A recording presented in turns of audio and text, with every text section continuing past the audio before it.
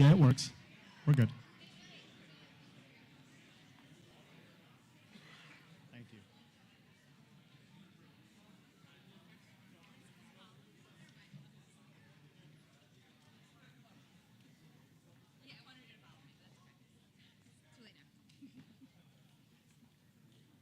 Come on, Carol.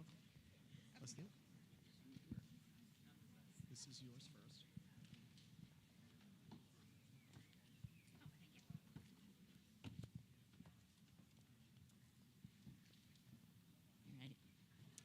Good evening and welcome to Accelerated Pitch Night.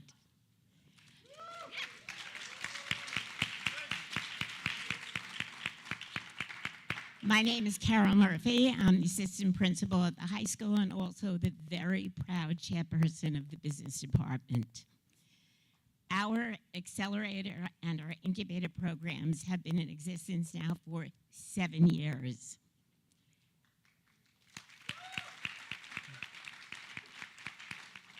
Some fun facts. We have had 361 students go through Incubator, the first experience they have with the entrepreneurship program. And of those students, 100, got to get the numbers right, 167 of them have gone on to Accelerator. They are spectacular. Everything that they have learned has been under the expert direction of Ms. DiPietro.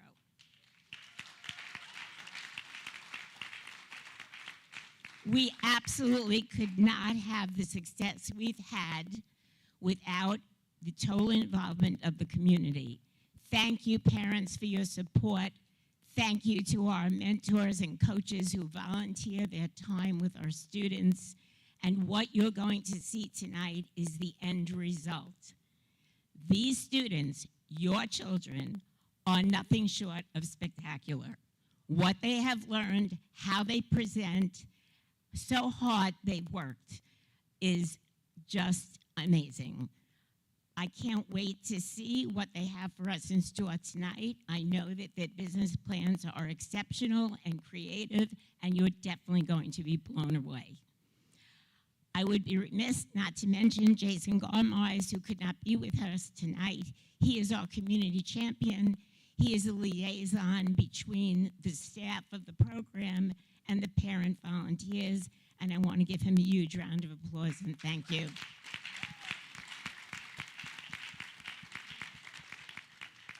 Now I'd like to turn this over to Michael Goldspiel, our Assistant Superintendent for Secondary Curriculum Instruction. It's okay. Thank you. Thank you. I'm going to be very brief. I will, and we're going to have a moment where the Sharks will introduce themselves to the audience. Again, for those of you who don't know me, I'm Michael Goldspiel, the Assistant Superintendent for Secondary Education. 7 years, and I can tell all of you what you're in store to see tonight is incredible, and I'm not going to take any more time for that. I will just make one comment about the evening. You will notice that myself, along with the Sharks, we will be on our cell phones. We're texting each other. Not food orders, hopefully not updates about the Knick game, but actually just to organize the questioning and everything that's going to take place tonight. So just be aware of that. I didn't want anybody to think, why are they staring at their cell phones? That's why we're communicating, okay? Thank you so much. I'm now going to hand it over to, I could spend an hour introducing her, to Ms. D. Thank you. Okay, so tonight's, this program is only as great as it is because of, first of all, how fantastic your students are. You guys are unreal, and you know how proud I am of you. And we'll talk more about that as we go. But also the community in general. We're very, very fortunate to have lots of volunteers part of this program. We have coaches, some of which are in the audience right now, who come in and share their expertise to both our incubator classrooms as well as our accelerator classrooms. Our students learn so much from them, and we really appreciate your time and effort and coming in to coach our students. We also have mentors, and these are the mentors for the Accelerator program this year.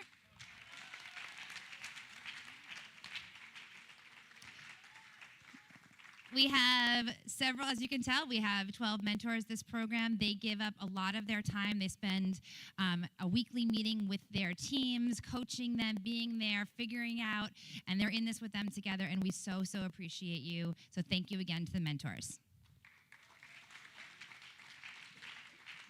Now I'd like to take a moment to introduce tonight's sharks. So if we could maybe start, with Artie on the end, and you can just introduce who you are, and we appreciate it.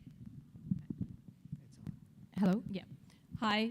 Hello, everyone. My name is Aarti Chandra. My background is in technology and business strategy.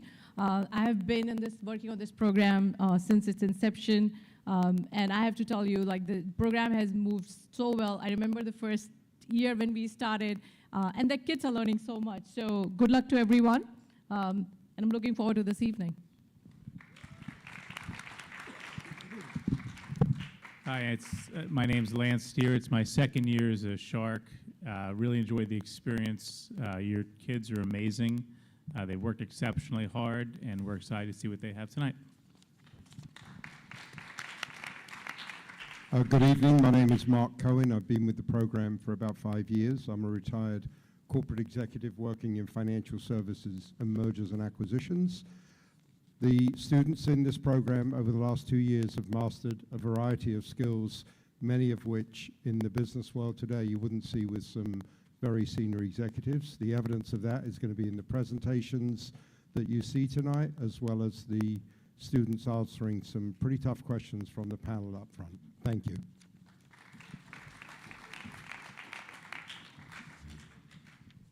Hi, everyone. This is Monica Lund. This is my 3rd year as a Roslyn Shark. This is one of my favorite nights of the entire year.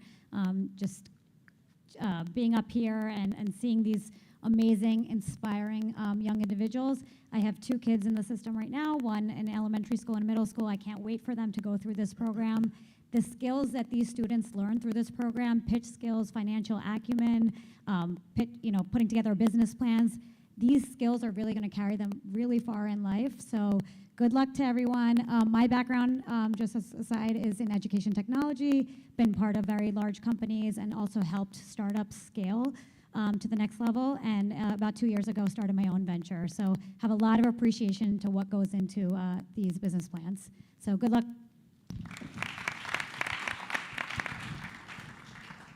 Hi, everyone. I'm Nicole Ogoff. I'm the newest shark. It's my first year. I've learned so much. I think I come out of all of these a little bit smarter from these students. And as the group said, these are skills I didn't learn until college. And so it is so impressive. You guys should be proud. The parents should be proud. I brought my 9-year-old and some of her friends so she could see what this entails, and I can't wait for her to join it. And my background is in branding, marketing, and most recently social media. So I look for the TikToks and I comment on them. But good luck, everyone. I'm blinded. Hi, everybody. I'm Marissa Mamarella. Nice to see you. I think this is my 4th or 5th year. I never remember. I work in digital media and ad tech. Currently work at Walmart Connect, which is the advertising platform for Walmart, the biggest retailer in the world, the #2 e-com player in the world. Before that, I was at TikTok, so very similar background to Nicole. I could not be more thrilled to be here. Like I said, I've done this for many years, and I'm continuously blown away by the students, so congratulations to you all. You've come so far over this past year, and some of you over the past 2 years. Again, I cannot wait to see the progress tonight. And just personally, I have 3 daughters in the district. My oldest will be doing incubator next year, so this will probably be my last time being a shark. But thank you so much. You provide so much back to me. So good luck again to all of you. Thank you so much. And just to add some background, the Sharks do meet the students 2 other times during the school year for MVP pitch as well as final pitch. So this is the 3rd time our students have faced the Roslyn Sharks this year. But as you know, Accelerator is year 2. So our students have been seasoned a year before this, and they're ready to take this on. So tonight, 6 of our 12 teams are going to be taking the stage. They have been given the assignment of an 8-minute pitch. For them, that's a challenge because they're used to 12-minute pitches. So they had to whittle it down to their best things to show you, and then they're ready to answer questions from the Sharks. So let's give a round of applause to the teams that will not be taking the stage tonight. But we love you, and you worked really hard this year. I'm really, really proud of you all, and most of you have already performed for me, but you will be taking the stage in our classroom, in the orange classroom, within the next weeks to make sure that you're represented there as well. Okay, so now's my point to tell you how proud I am of you. You've got this. You have spent the last 2 years absorbing all kinds of wonderful information, learning to work together, learning to be a team, learning to communicate, learning your business models, trying things, failing, getting over it, trying again, and that's the real world. And everyone here is rooting for you, and we want to give you one more huge round of applause before our first teams take the stage.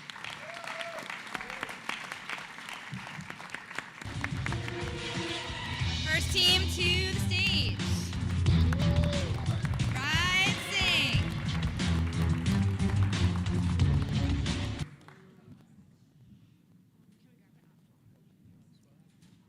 Swag and I think an update on what they've done since we last saw them.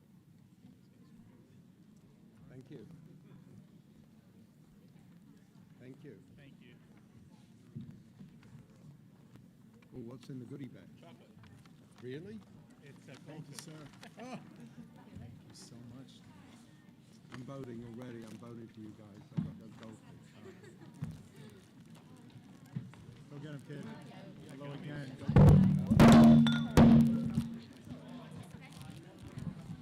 Goldfish. Test. Test, test. Can they really give you goldfish? Yeah. You're a genius.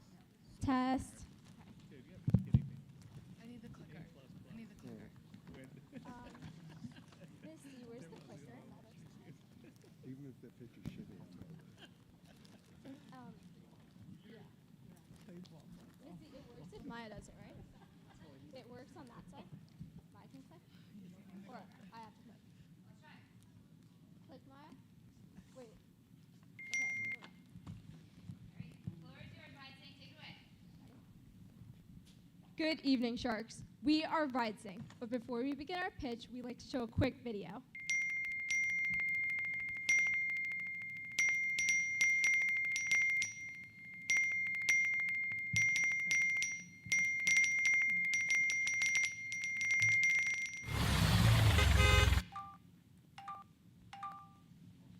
Now let's make your life a lot more like the second clip rather than the first one.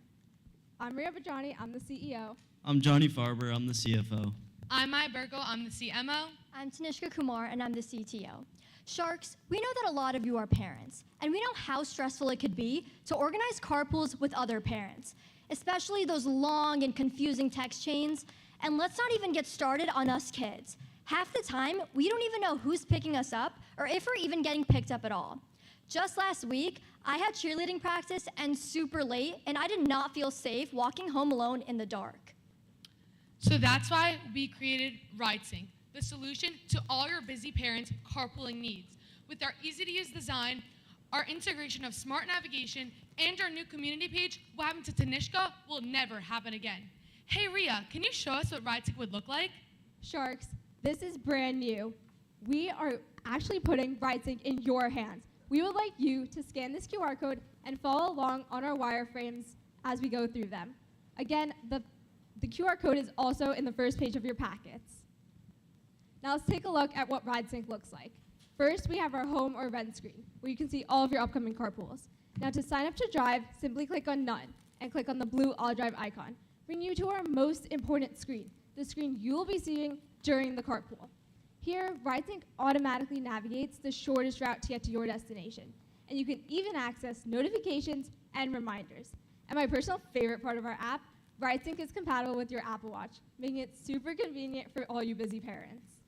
Now let's sign your kid up for a ride. Simply click on the yellow person icon, click on the unclaimed seat, and add your child to the ride. It is that easy. Now let's see what our carpooling screen will look like. It's similar to Google Classroom, where you'll have all your different carpools synchronized on one screen. You can connect this to Google Calendar for organized parents and messages so you could add your family as a friend, and now TeamSnap, where we created a hyperlink so you could go to their app. So, Sharks, you might be asking, how are we going to incentivize parents to switch from messages to RideSync? Introducing our reward system. As you can see, my mom drove a few times this month and she accumulated 14 stars. These stars can go back and she can earn cash back on her gas. That's right, Sharks. She's getting rewarded for driving me and my siblings to and from our activities. Now let's look at our community page. This is where you can post any carpool you have in your community, and you can find other people in your carpool so no one's left out. This is also, you're never going to be in a car with anyone random. Johnny, how do you know that everyone's verified on RideSync and that you're not riding with a stranger? Well, Tanishka, why don't you tell us? I'd love to, Johnny. In order to ensure that every single person on RideSync is verified, RideSync will be teaming up with Identify, an app where users can upload their IDs to ensure that every single person on RideSync is a valid user. All the wireframes you just saw were our driver mode. Next is our rider mode. This is more targeted towards the kids. It's similar to driver mode, except you can't select to drive. You'll only see who's driving the car and who's in the car with you. Now let's move on to our subscription model. RideSync has a 3-tier subscription model, and each tier is billed yearly. So how are we going to limit our liability? We spoke to a lawyer from WHP Global, and he told us we have 3 different steps to do this. Our insurance, which is played into 2 different things, auto insurance and rideshare insurance. For our auto insurance, this is for any damages that might happen to the car, and our rideshare, any issues that might happen inside the ride. Next is our terms and conditions. This will adhere to any privacy laws currently, and this is where your parents will give consent to the kids to join RideSync. And next is our indemnification. This is where we're going to write indemnification clauses with our lawyer to any programmers or any websites or companies we might use. Our UVP, Carpooling Simplified and Streamlined, your carpool companion, RideSync.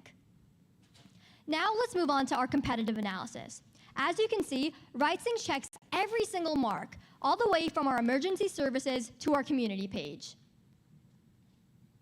So who's our total market? We took the families in the US, which is around 124 million people. Then we took 40% of that number, which is the amount of families that have children under the age of 18. Then we took 80% of that number, which is children that participate in extracurricular activities. Then we got around 40 million people and $1.6 billion in revenue.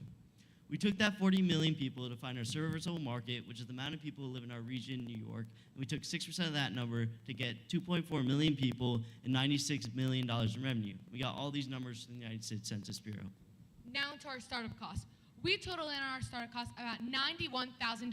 Most of that money catered to our app development. So let's look at our first 3 years. For our first year, we took our revenue and gross profit, which are equivalent since we have no cost of goods sold currently, and then we subtracted our startup costs and our SG&A to find our net income. Then for the next 2 years, we only subtracted our SG&A. Now, Sharks, you might be asking, how do we know that RideSync is viable in the real world? Now, let me tell you. As we spoke last pitch on our adoption strategy, we implemented RideSync in our sports teams. We brought it to our community, reaching over 100 different students. And it just starts here. This is just the beginning, Sharks. Now, let's build on something we worked on last year. We handed out flyers to the East Hills Elementary School students. They brought these flyers home, their parents scanned our QR code, watched our demo video, and filled out a survey. Tanishka, tell us more. With these 150 responses from last year, combined with our PFA pitch from this year, we were able to create 2 focus groups. One with parents, where we were able to show them the driver mode of our app, and another with children, where we were showing them the rider mode of our app. Now, let's see what we learned. First, we implemented electric car rewards for parents that are now driving electric cars more commonly. Next, Monica, you've called us out time and time again for social pressure. Here, we have an answer. We asked our parents if they felt that RideSync fed into exclusion. Their answers were no. RideSync actually avoids exclusion because everyone is in one group, rather than making their individual circleized carpool groups. And lastly, we implemented free trials and group discounts as based on a suggestion from one of our parents. Now, Sharks, to make our prototype. First, we utilized Gemini and VS Code in order to write over 1,500 lines of code. Then, we teamed up with Mr. C and the Code Club in order to leverage some of the best coders in our school. Sharks, these people helped put the prototype in your hands today.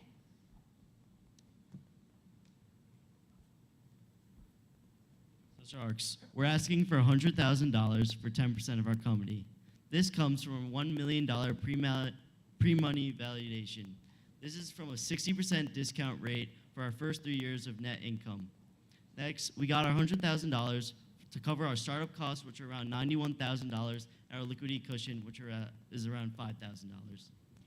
Hey guys, I saw that we all needed a ride home on the community page. I could take us. And get ice cream to celebrate? Of course. Wow, RideSync makes carpooling so easily. With you fulfilling our ask of $100,000, we are taking the stress out of your life with one ride at a time, and we are RideSync. Thank you so much for listening. Special thanks to Ms. Thee and our mentor, Greg Donenfeld. We couldn't do this without you. Feel free to visit our website or any of our social media pages, and thank you for listening. We're open to any questions now.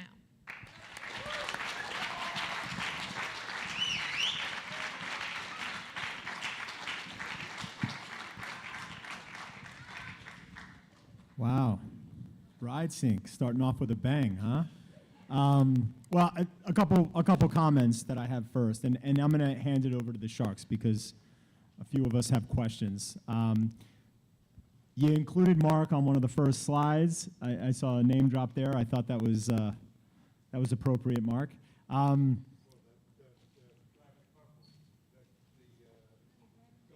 Oh, well, yeah, he got goldfish, so he's just focused on the goldfish right now. I have to say this, the QR code, I scanned, this is the first, right, as far as it being interactive like that. And I scanned it, it took me to the video, I followed through. That was excellent. My comment is this.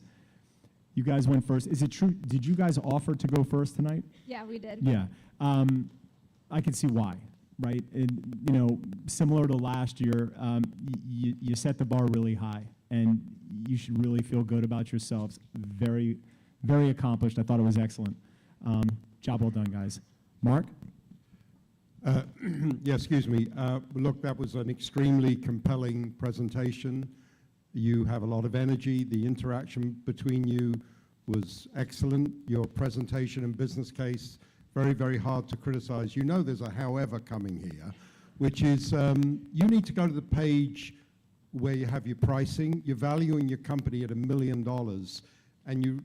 And I say this as a constructive criticism. You didn't spend, we've got a limited amount of time, not the valuation, the pricing of the product.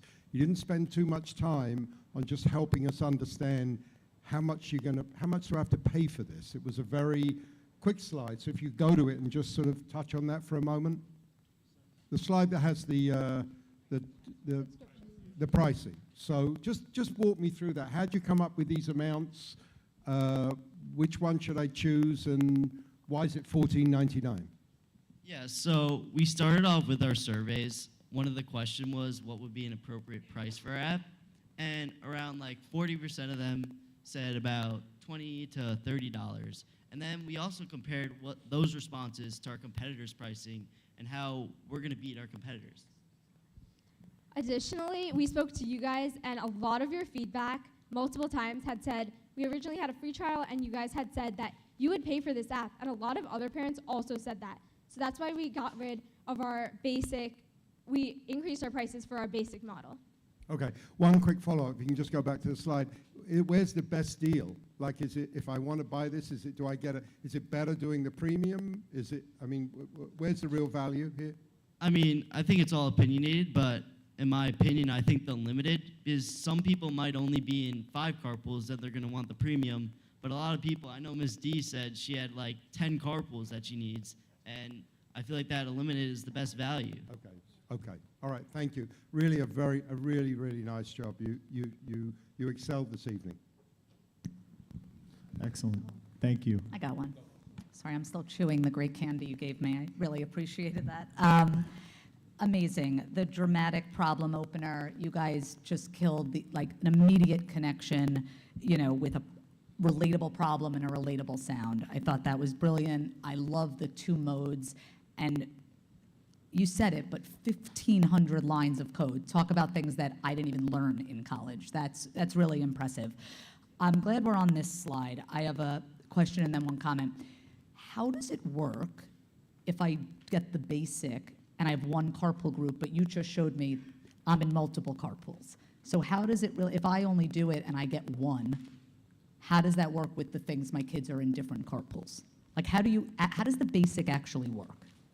So the basic we made so that new parents that are testing out our app can just start with one carpool to see how beneficial it is. We are really trying to push them towards our premium and ultra packages.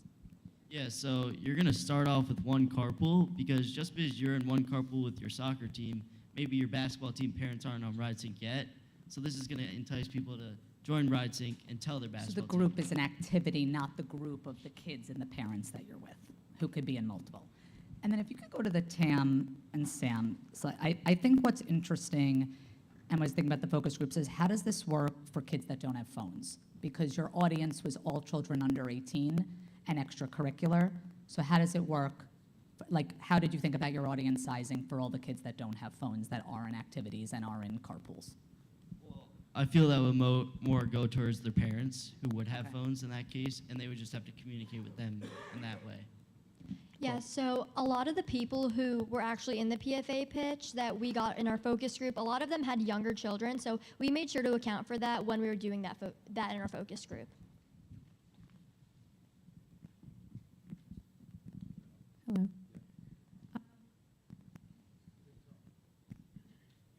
Does this work? Okay. Great job, guys, and great job addressing all our concerns. Way to call me out on the security concerns and the social pressures. You guys definitely, got ahead of all the feedback we gave you, so great job on that. I just had a question. If you go to your costs, as an investor, I'm constantly obviously looking at the revenue, but I'm also looking at your costs. Development, the costs, not the pricing. The development cost, does that include, that's obviously a large chunk of your costs. Does that include all manual coding, or as we had talked about before, a lot of folks are using AI to code these days. So I'm just curious if these costs bake in the fact that you're utilizing AI, or if it's all manual, then it's upside to utilize AI, and the costs generally will be driven down with time. So we actually incorporated AI since 90% of apps coded these days are utilizing AI. Exactly. So that's how we got our number around 60,000 for app development. Okay, great. Way to incorporate that. Thanks. Great. Thank you, guys. Excellent job.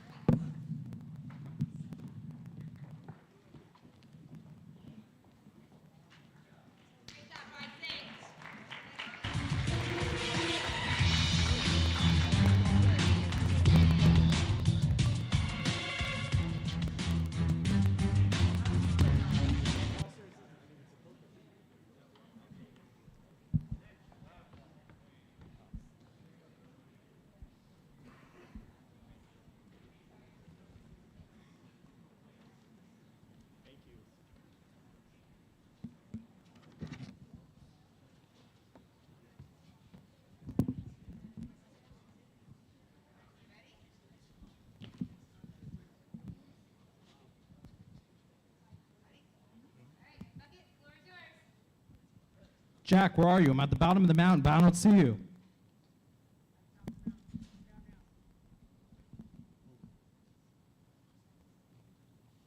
Hi, Sharks. We're Bucket. Stay in touch, stay on trail, stay safe. I'm Anna Dubner, and I'm the CMO. I'm Ross Camisar. I'm the CFO. I'm Shiley Benlevy, and I'm the CEO. I'm Jack Becker, and I'm the COO. Whether you're skiing or snowboarding, both are exhilarating yet dangerous sports. Last year alone, there were over 500,000 injuries, and 84% of all of these injuries were head injuries or collisions, according to the National Ski Association. Not to mention that many skiers and snowboarders have a hard time navigating their way down the mountain, making a bad situation that much worse. That's why we created Bucket, a helmet revolutionizing safety for the modern rider. With helmet usage surging from 20% in 2002 to over 90% in 2023, there has been a major emphasis placed on safety.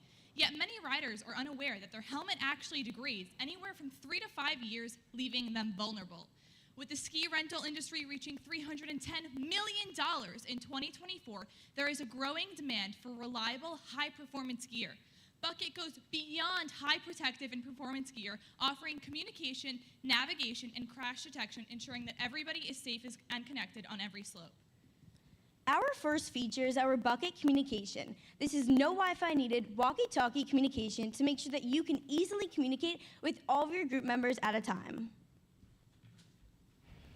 In 500 feet, turn right onto the green slope, cashier. These are our trail and slope directions, which are easy to follow audio directions right in your helmet to make sure that you can get to your desired destination. For our third and arguably most important feature, we have our crash detection system. In case there was ever an emergency, our helmet would feel the impact and would automatically call ski patrol and your emergency contact to get you help. Our final feature is our LED identifier in case you ever wanted to go night skiing so that way you could see, and more importantly, so that way other people could see you. For our target audience, we found that 85% of skiers and snowboarders actually ski in groups, whether that's with family or friends. So this is why we are going to be selling our bucket helmets in bundles of 2 or more. But wait, there's more. Thanks to our favorite British shark, Mark Cohen, our group recently had the opportunity to meet with Altera's Chief Strategy Officer, Lawrence Burka, who explained to us that Bucket no longer just has to be a one-season company. We can now sell in the summer to ski rental places, since that's when they buy their equipment, and to individual consumers in the wintertime. For the first part of our Bucket app, we have our Bucket Connections page. On this page, you'll be able to input all of the Bucket Help members that you'll be able to communicate with on the mountain. Along with your members, you'll be able to import an emergency contact that'll be notified in case of a crash, along with ski patrol at the mountain you're at. Then we have our Bucket Directions. Here, you'll input what mountain you're at. In this case, we have Okemo, Vermont. You'll get an aerial view of the mountain, and you'll press sort by trail or lift. Then you'll see all of the different trails, ranging from difficulty, and you'll choose those based on your level of skiing and snowboarding that you will want to go on, and those will go right to our helmet, where it'll tell you where to go.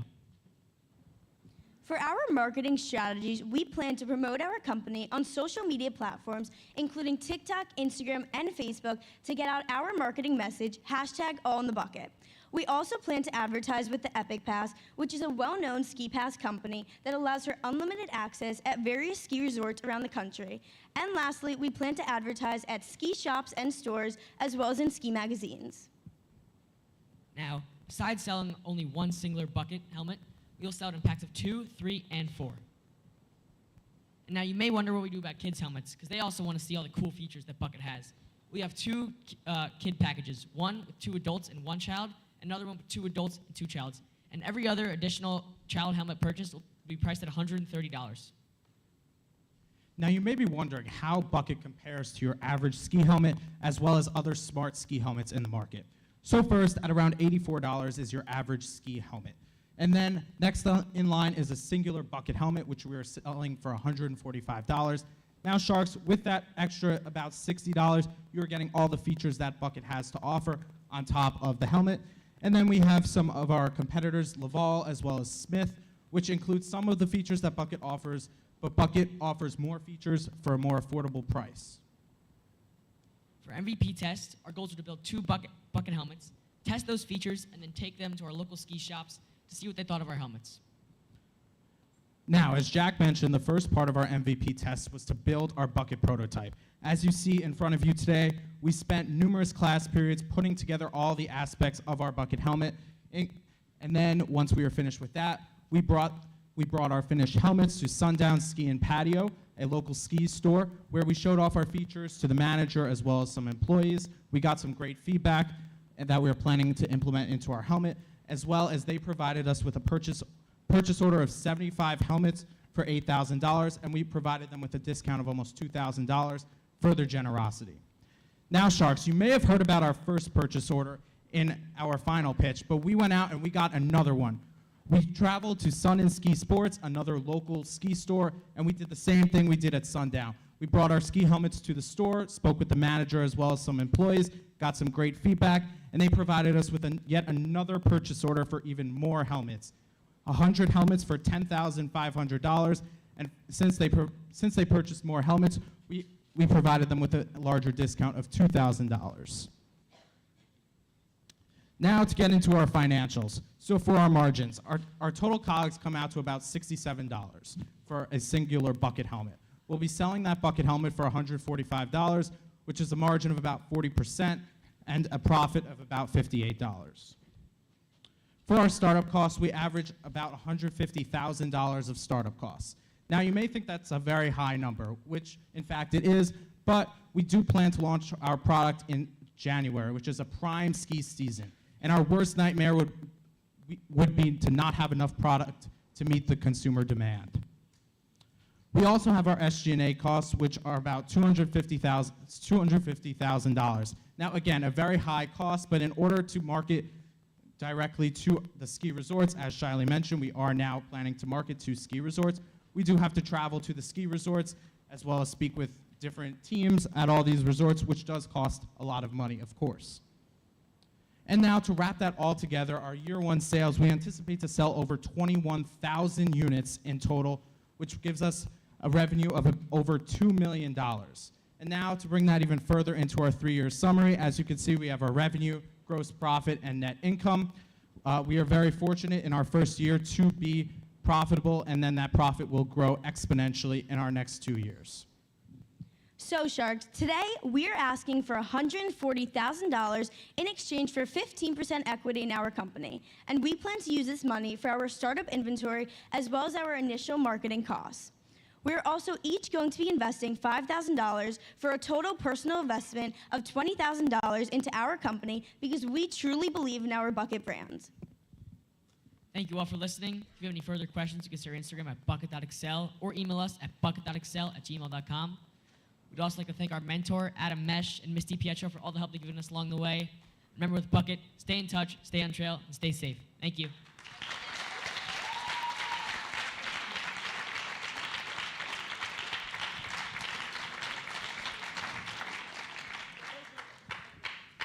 Very well done. Very well done, guys. Lance? Hey guys, so great job. Couple comments. First comment is I love the stat where you frame the market, the percent of head injuries. It's scary. It's a scary fact, but it creates a real need, so that's awesome.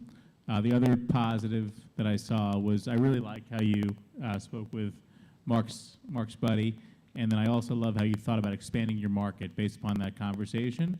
And then third thing is really great hustle, guys, to go out and get another order. That's super cool. 2 comments I have. First question I have relates to hardware versus software. Your cost in starting up this business, given the cost of the helmet, et cetera, is going to be very high, given that you guys are putting yourselves in the hardware business. How did you guys decide to be in the hardware business versus software business? So our main thing was obviously the helmet. We wanted the main part to be the helmet. We did want to include additional features like the directions, so that's why we did want to incorporate some part of the software into our company. But mainly our goal originally was to be the helmet. It was only, I believe, after MVP mainly that we decided to really go into the app. Got it, because one thing I would think about, guys, is the upfront investment and the gross margin. The gross margin is not terribly high, and the upfront investment is significant. And you could think about whether you want this to be an add-on to an existing helmet business versus the helmet itself. It might help mitigate some of the cost. Thank you. Thanks, Lance. Artie? Hello. Yeah. Great presentation. 2 very impressive things that I haven't seen before in any of the presentation. First is a purchase order. You bring a purchase order, you will get the funding. That is for everyone, whether for here or anywhere. Number 2, I like the fact that you put there that you're going to invest your own money. That second thing, because that shows commitment. So I haven't seen it before. It's a very, very good job.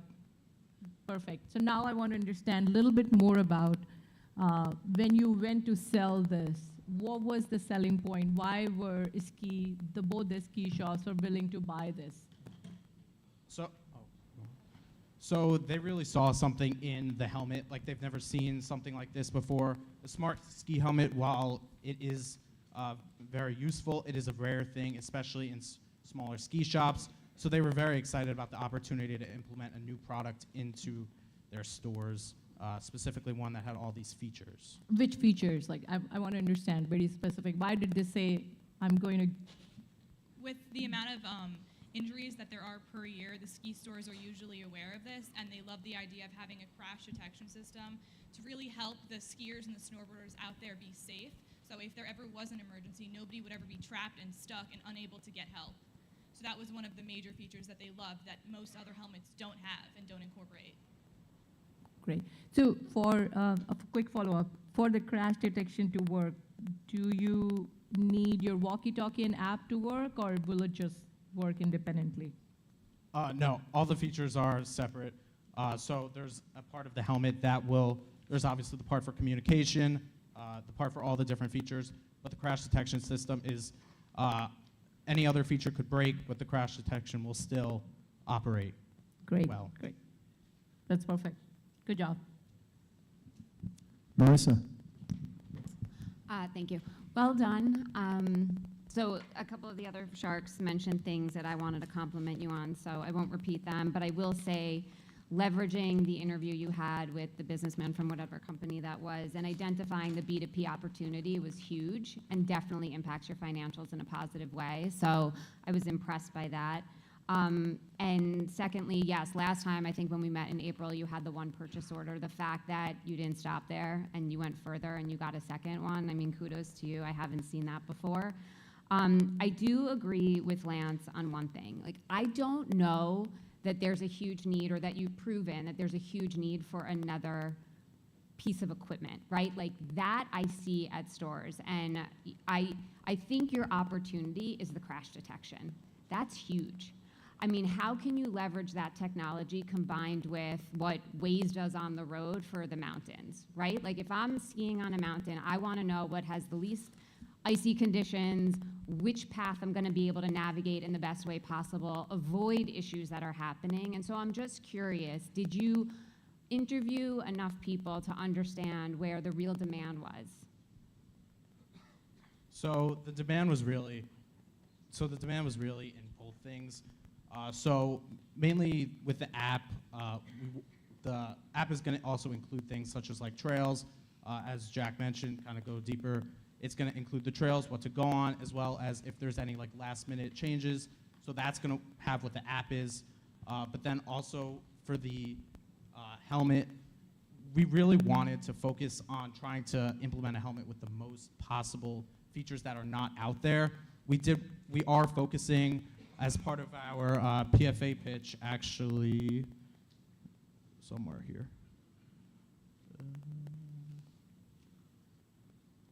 Yeah, the crash detection as well as the communication. We found out during our PFA pitch that those are the most important features. So that's what we really want to market and focus our product on in the future.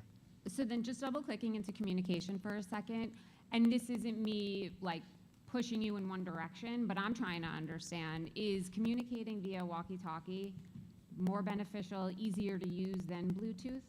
So the biggest problem with Bluetooth is Wi-Fi. Okay. So some of the ski resorts are implementing new sources of Wi-Fi or cellular data, whatever you, but a lot of the ski resorts, because they are in the middle of nowhere mostly and it's up in the mountains, it's very hard to use Bluetooth and stuff like that. So that's why we are using the walkie-talkies, because you don't need the Wi-Fi for the walkie-talkies. It's all just with the, it's all connected. Yeah, it's all connected, yeah.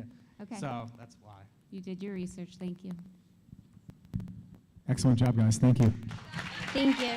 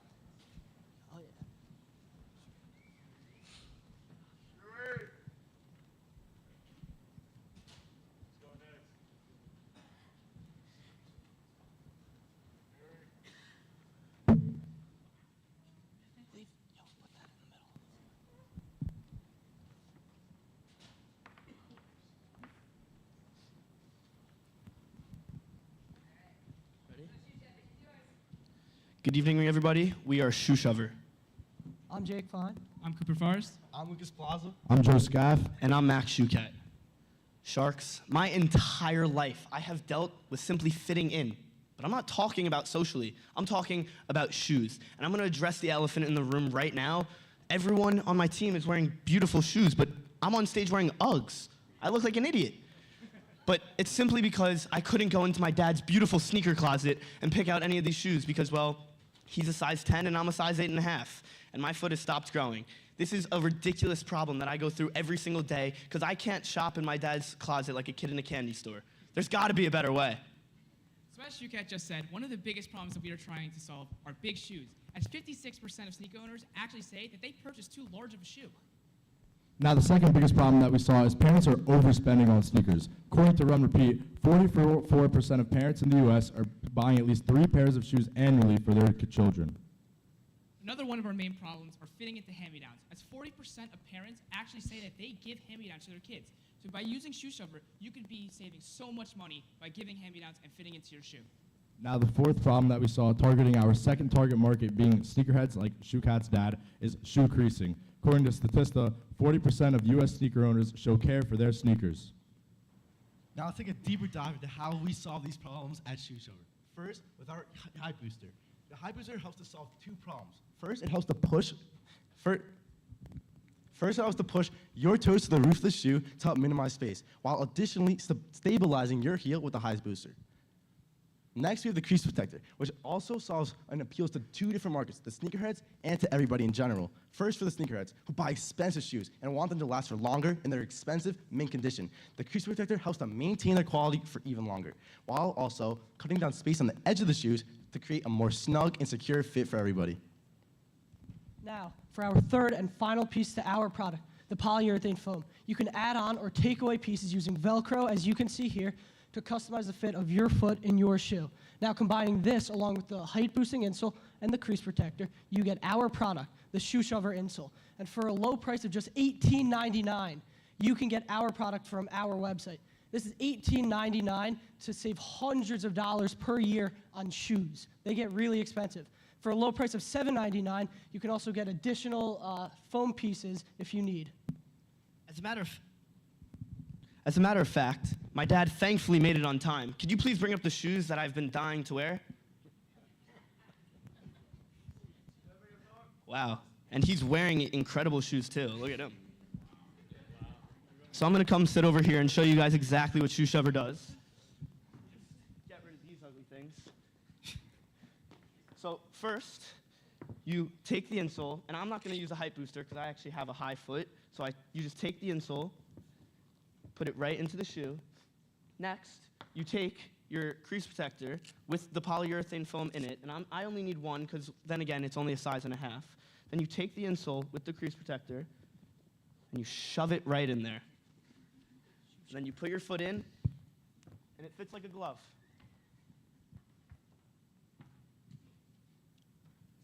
So Sharks, we are seeking $70,000 for 10% of our company, Shoe Shover. So this is a $700,000 pre-money valuation with a 2.5 exit multiple. So what are we going to be using this money on? We are going to be using $25,000 on startup inventory to get the product running. Next, we are going to be using $10,000 on a patent, as we are an unused product and new product that no one's ever seen before, so we want to reserve the rights of our product. Next, we are going to be using $13,000 by streamlining our product and bringing down our COGS to make our product more efficient price. Lastly, we are going to be spending $22,000 on marketing. This is so we get more customer awareness of our product and broader awareness. Also, for our validation, we put our product in the hands of 57 people. We saw that 66% of them voted it a 7 out of 10 and 10 out of 10. And this is really validating for us because we really value the customer's opinion and we really value comfortability with our products. For our target market, our first and largest target market is the parents, with the consumers being the children, the type of people that would be typically using our product from ages 9 to 18, which is the prime growing stage, where kids' foot is growing rapidly and they would need our product, Shoe Shover. Now, the second problem we saw is targeting our second target market, which would be people like Shukat's dad, the sneakerheads. This would be solving our fourth problem, which would be the shoe creasing, so that you could wear your shoes for longer and keep the value of them. Next, to add on to Joe, we used large amounts of market research to find out when our target markets use social media, and we applied that to make posts and customized hashtags to appeal to them to increase not only customer awareness, but also brand loyalty. Next, additionally, we use various apps such as Instagram, TikTok, and Google Ads to furthermore our customer engagement and awareness, while also making our brand more known to make it a more familiar and easier choice when buying. Next, when people have problems with various related products and shoes in our industry, they can search up similar things as these, and it'll direct them to our website where they can find all the answers and become understood. So Sharks, you guys are probably thinking, why us? Well, here at ShoeShover, we are a new company that has never been seen before in the market that promises a perfect fit, unmatched comfort, and just that hype booster, so now I look a little bit taller. Now for our competition. As you can see, we have 3 competitors, Dr. Scholl's, Schulex, and TallmenShoes.com. TallmenShoes.com and Dr. Scholl's being our indirect competitors, and Schulex being our direct competitor. As you can see, none of these companies hit nearly as many of the marks that ShoeShover does, as Dr. Scholl's is just an orthopedic insole brand that only hits the height booster and insole mark. Schulex is just a big chunky piece of foam that you put into the front of your shoe that doesn't have a crease protector or a height booster like ShoeShover. And TallmenShoes.com is just a website where you could buy a height boosting insole, or you could buy shoes that already have a height boost in them. Special thank you to our mentor, Ryan Sherman and Miss DiPietro. And without them knowing this, I did this, but I want to give a special thank you to you four, because this year has been incredible, and we made it farther than I ever would have imagined. And thank you to ShoeShover, because honestly, these shoes are so comfortable now, and look at how I could walk in them. Thank you.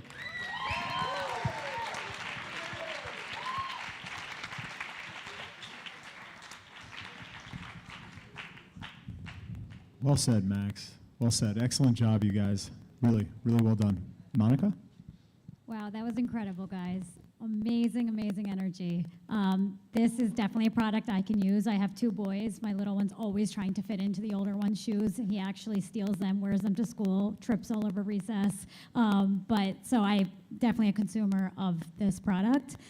I just had a question. I'm glad you talked about the comfort level, because that was my first question, and you answered that with the rating system, because you could easily tell me it's comfortable, you shoved it in, but to actually have other people test it out was really smart. The question I had was more around the customer lifetime value, which is the total revenue you expect to gain from a customer, right? Given that these are removable, why does a customer need to buy more than one? And so is your customer lifetime value just $18.99 per customer, or how are you going to increase that recurring revenue? So as someone's foot grows also, like, you're going to need to buy new insoles. And so for our TAM 2 and for TAM 2 and SAM 2, which you guys remember from our previous pitches, we set the annual frequency to 5 because the sneakerheads or sneaker collectors from our Cohen, they tend to have more shoes and will need more of the shoe shovers so that they can put them in multiple pairs of shoes. So like they need to buy more because they have multiple pairs of shoes.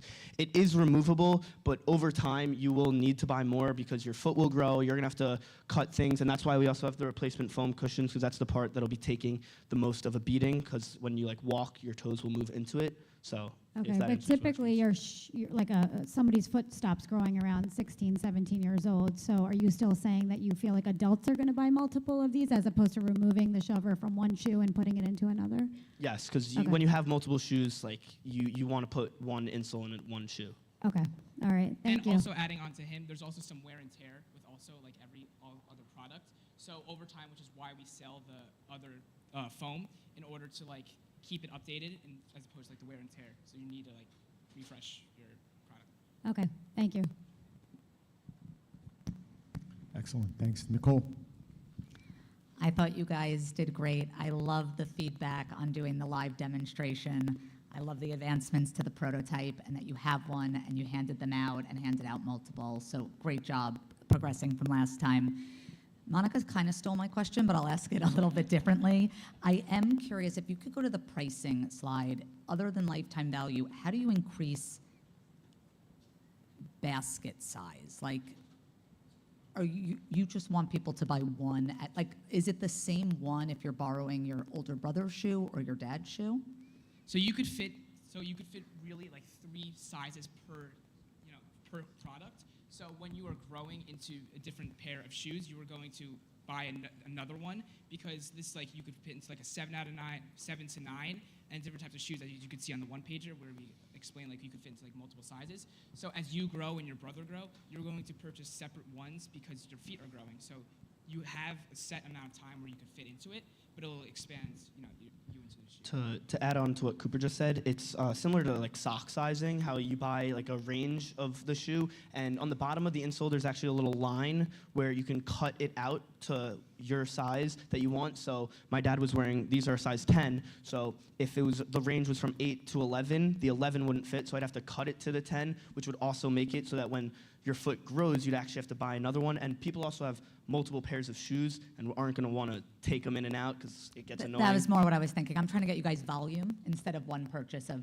$18.99. And my other thought is just thought on of the name. You talk a lot about sneakerheads. You're all wearing sneakers, but you called it shoe shover. Did you think about sneaker shover? I'm just curious. It just rhymes better. Okay. Yeah, we Cool. actually did think of that because, but we thought that shoe shover sort of just also sounds better, so that's also why. Great answers. Thank you. Great. Lance.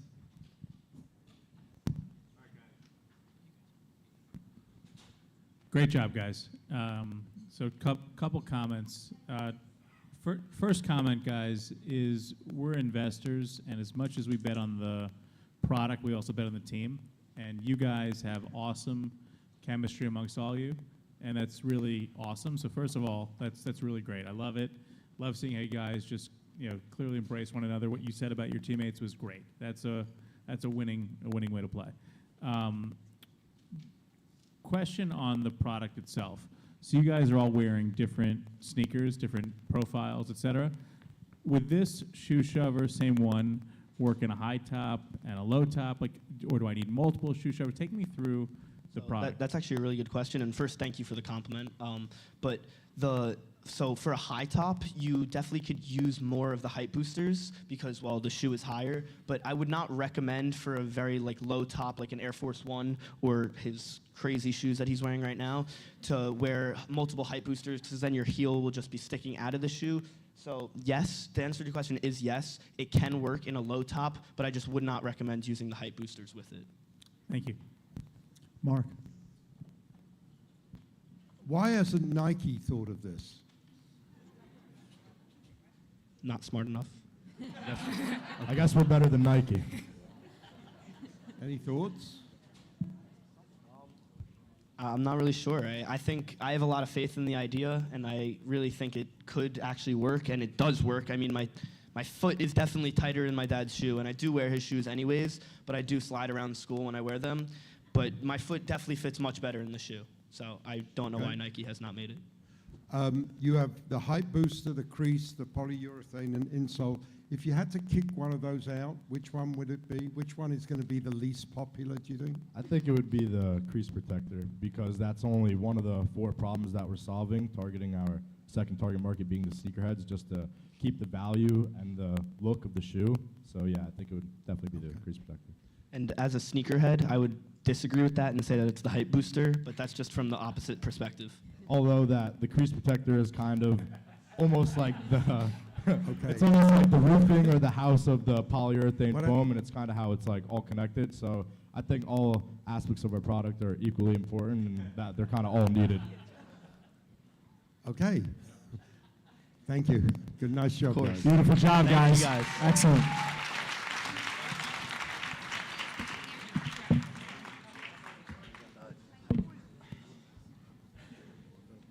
Hello? It works for me. This is the good one. They're both working.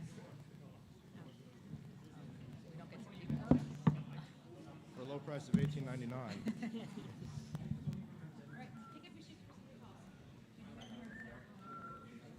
are you doing? Oh, you're taking it away?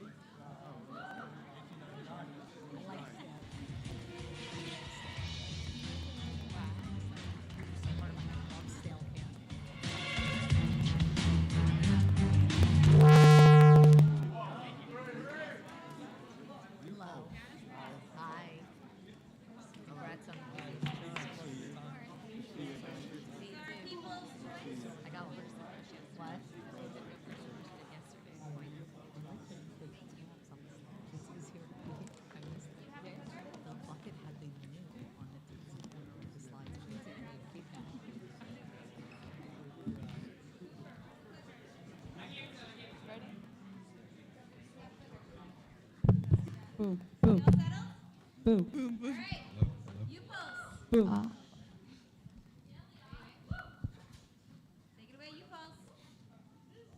What's up, Sharks? We are UPulse, the heartbeat of your campus community. I'm Leof Sapir. I'm Chelsea Zarkin. I'm George Lampropoulos. I'm Hannah Sir. And I'm Diana Santos. So, Sharks, as incoming college freshmen, we know that college is exciting. Terrifyingly exciting.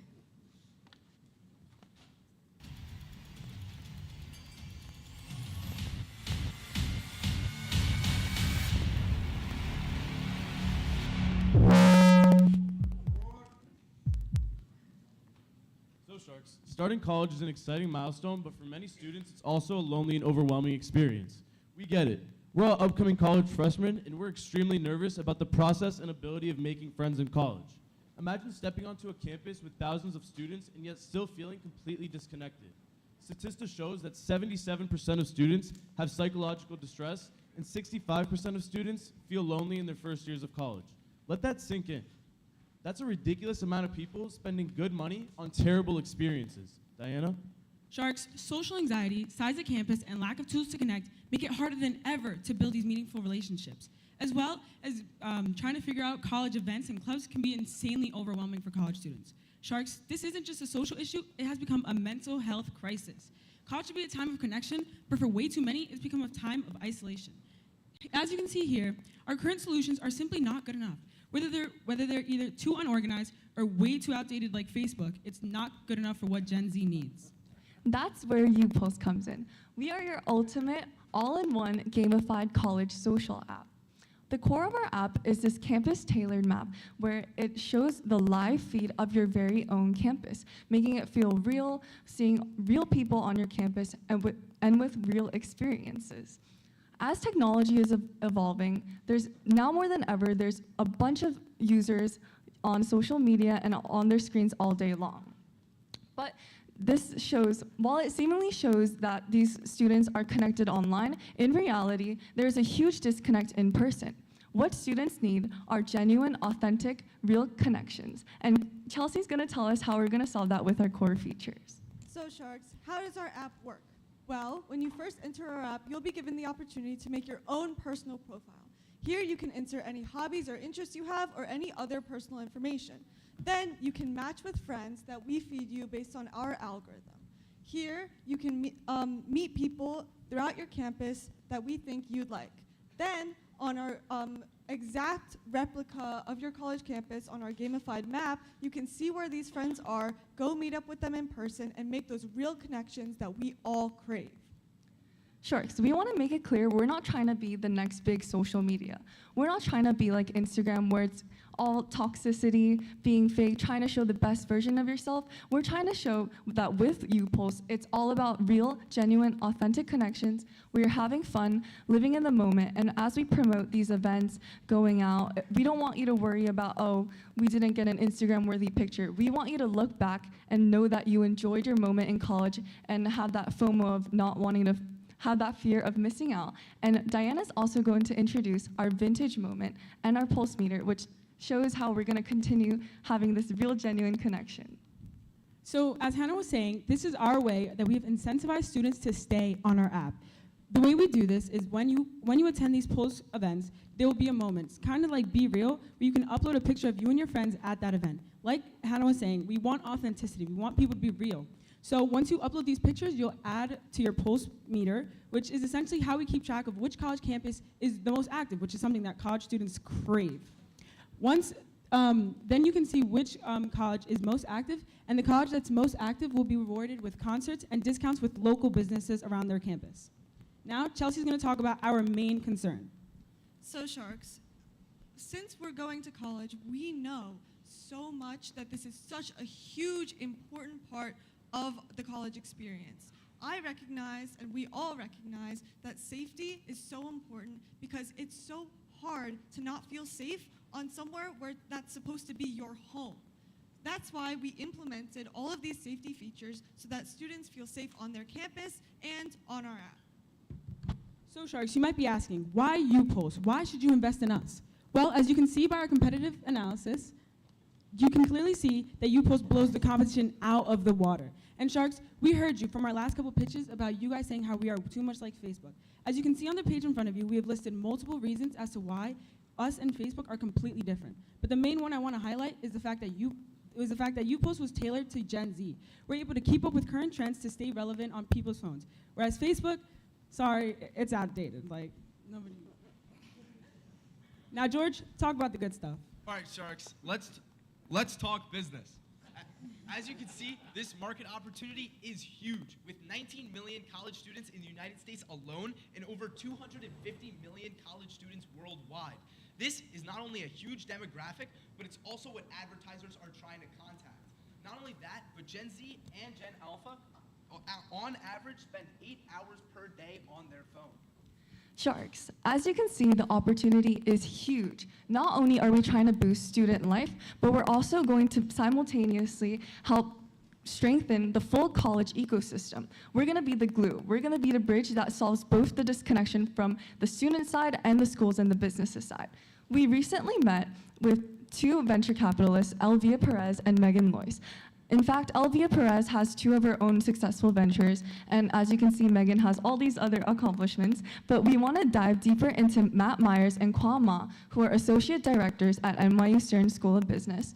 And what we got out of this is how now more than ever, colleges are spending majority of their funding on increasing student engagement. As you can see in the green, 58%, there's a 58% increase in private institutions spending their funding on student engagement and 43% for public institutions.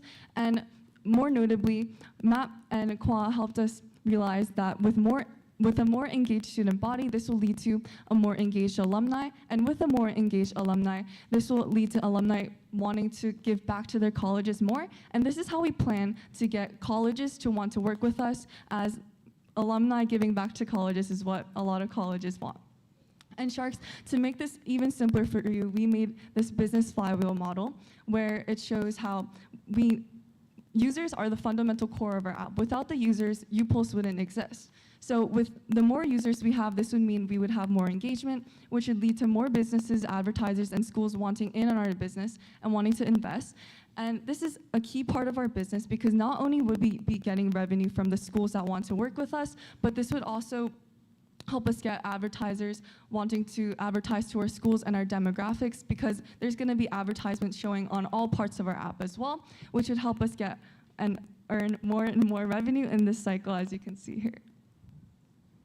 Now, Chelsea, please tell us what we've all been wondering on how we're going to get these users. So Sharks, we know that users are the backbone of our app. So how we're going to get them?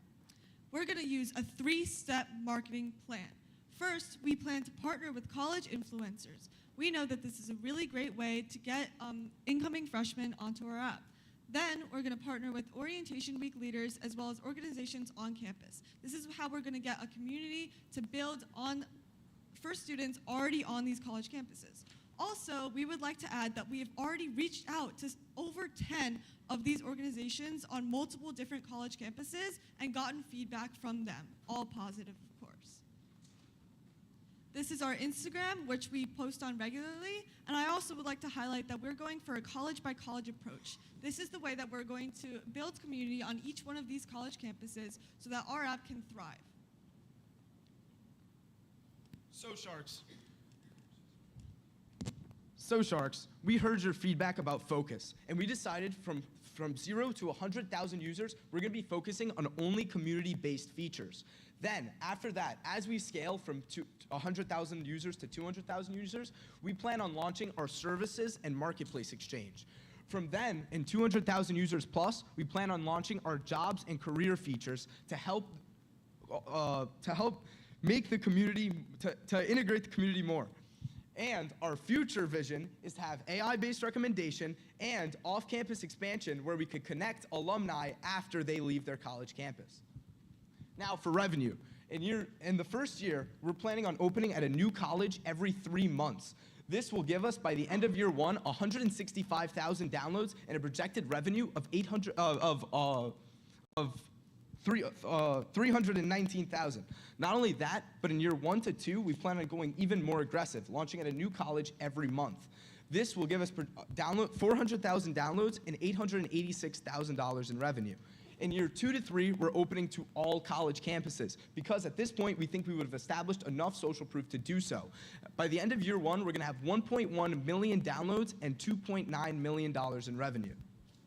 Now, for our capital ask, based on a 2 times multiplier of our net income at a 60% discount rate, we're asking for $180,000 for 10% equity. This will cover all of our startup costs and our year 1 SG&A. Sharks, our vision is to rebuild human connections one campus at a time. Here's our social media, and we just wanted to say thank you to Ms. DiPietro and our mentor Lloyd Rosenman. But Sharks, we have one more question we wanted to ask you. Do you feel the pulse?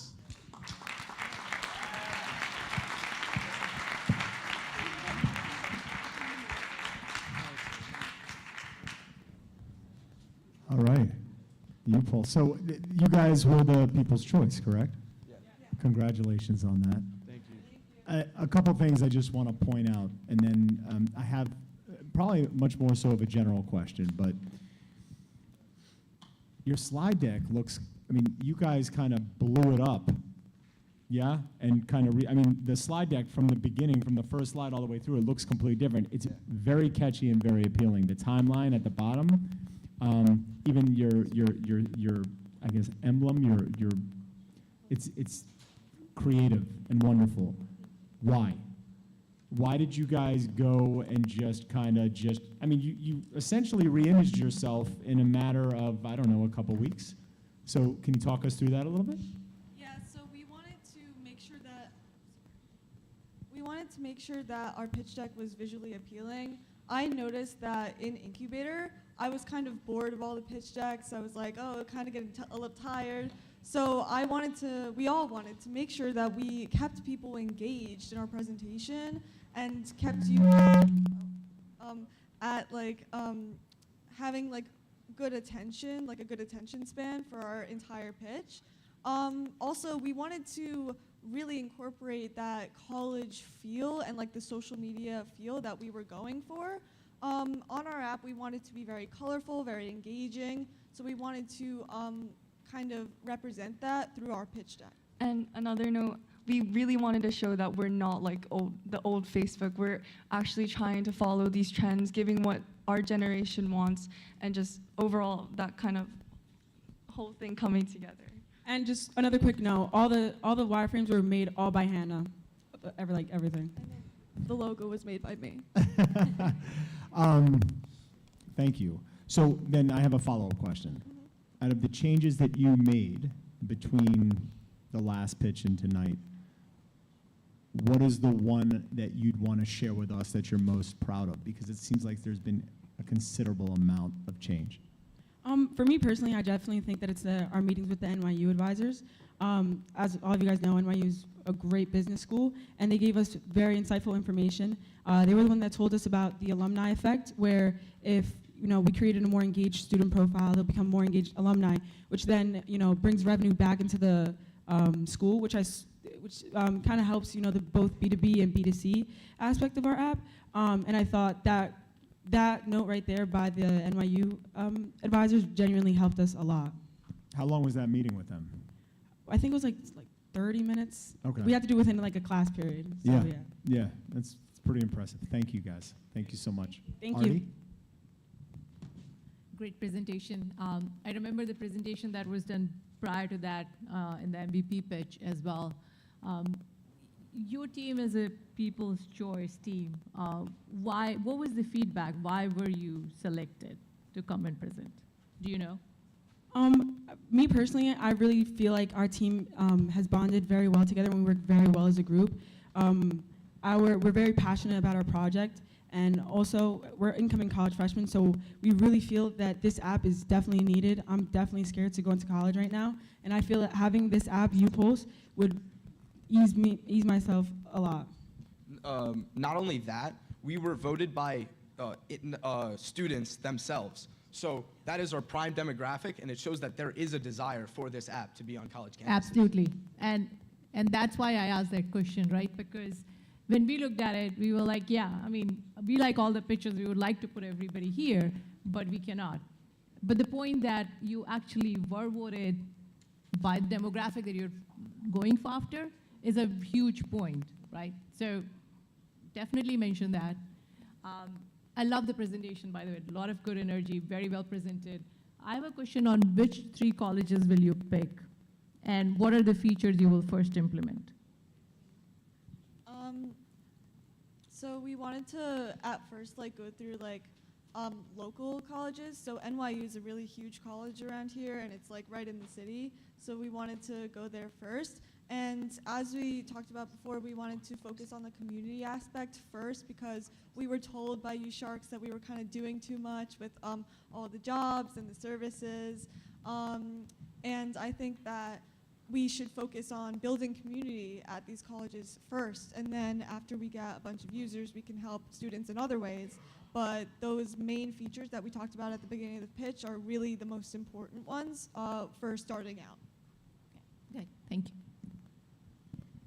So before I pass the mic, I will say this. The constant feedback I get from returning seniors that are now in college, especially after their first semester, is exactly why you guys created this. It is a real issue. And quite honestly, it's brutal. And I think you guys kind of scaling back and zooming in on this, for me, in my seat, not only do I appreciate it, but it's real.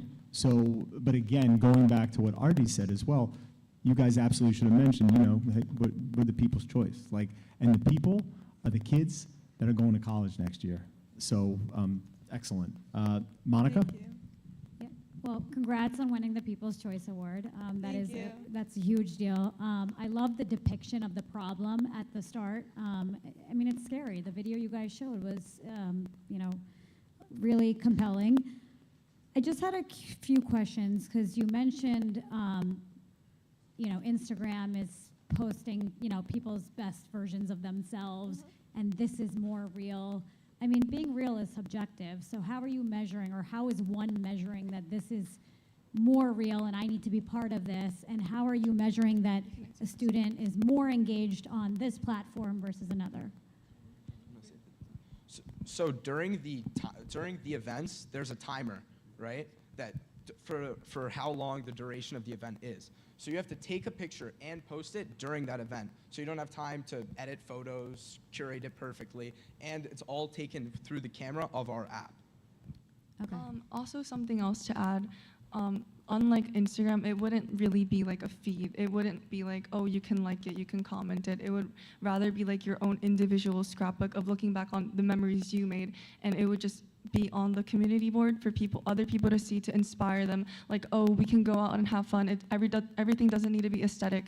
It's all about, like, I don't know if that made sense, but to be as clear as possible, it's like a scrapbook more than like a feed where you're liking other people's posts or commenting on. Okay, I'm not sure if that was clear, but those are good responses. And as an investor, I didn't see any numbers. I may have missed them. The pricing, the financials, like what is the business model here? I know you mentioned colleges are going to pay you, and then you're also going to get advertisers, but I truly, that the business model and the numbers didn't really stick out to me.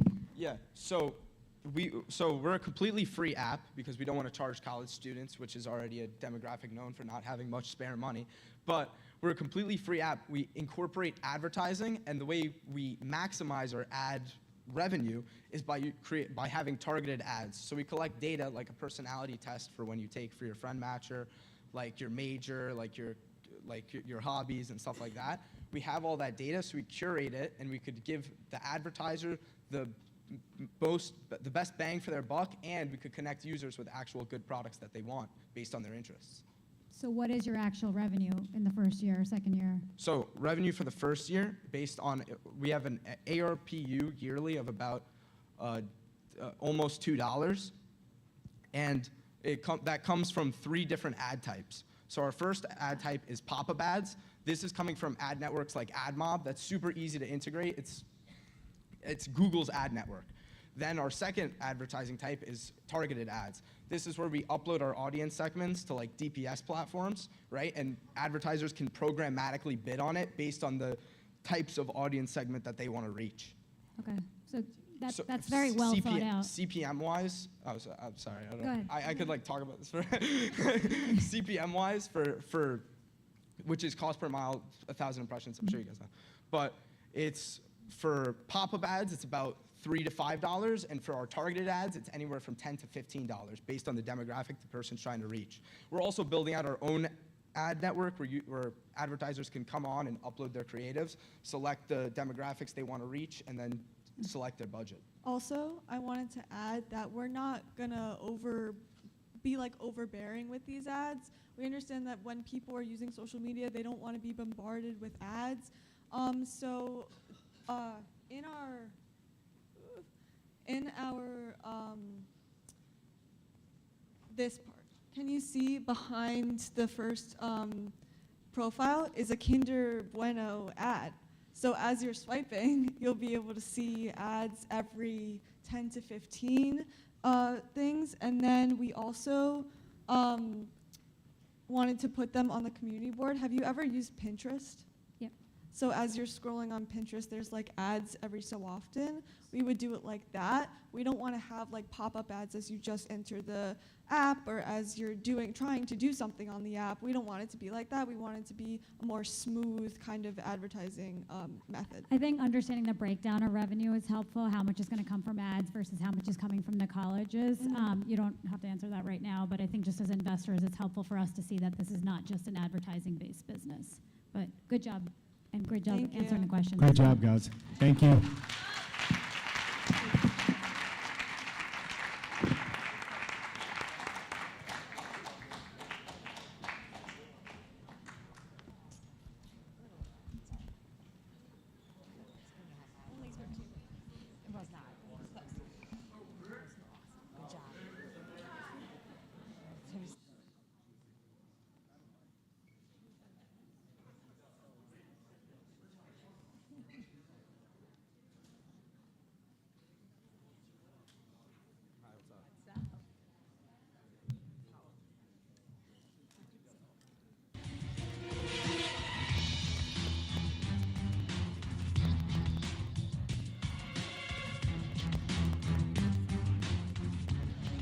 It's on. We all get one. We get 4. We get one. Type shit. Yo, Bab.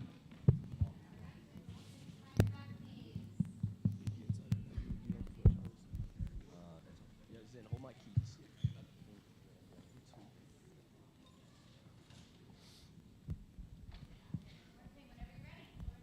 Sounds good. Welcome to WaterPing. Never lose your bottle again. I'm Ethan Saab. I'm Maxwell Ostad. And I'm Brandon Wiecki. And wait, where's Zach? Yo, I'm freaking out. I just lost my $50 water bottle. I don't know what to do. Dude, are you serious? You haven't heard of the new WaterPing app? No, what's that? Dude, click right here. I'm sure you'll find it in seconds. Oh my God, I hear it. Thank you so much. It's a lifesaver. Well, Zach, I'm happy you found your Gatorade bottle. But just like that brand, there's many expensive water bottles brands out there, just like the Stanley Cup, which costs around $45. The Hydro Flask, $45. The Yeti, $40. The Awala, $40. Now, this seems to be a very common issue for families all around the world. Moms, dads, I'm sure you're sick of constantly paying for these expensive water bottle brands, and I'm sure you're constantly sick of having to keep up with these new trends because constantly these big names like Stanley Cup get brought up in the house. Well, there's a solution to not losing these bottles anymore. Meet WaterPing, a trackable water bottle sleeve that guarantees that you never lose your water bottle again. The WaterPing sleeve is a one-time purchase that fits the 3 main sizes of water bottles, that being 16, 24, and 32 ounces. So what kind of features does WaterPing have? Well, first off is the app, which is going to be the main hub. And from the app, you could use the ping feature, which helps you track and locate your water bottle. Thanks to our neoprene solution, it allows it to be flexible and fit those 3 main sizes of water bottles that I touched on earlier. And then our insulation, keeping your bottle hot and cold for extended periods of time. So, how does our app work? Well, it's fairly simple. First, you download it, you sign in, and then you connect your sleeve.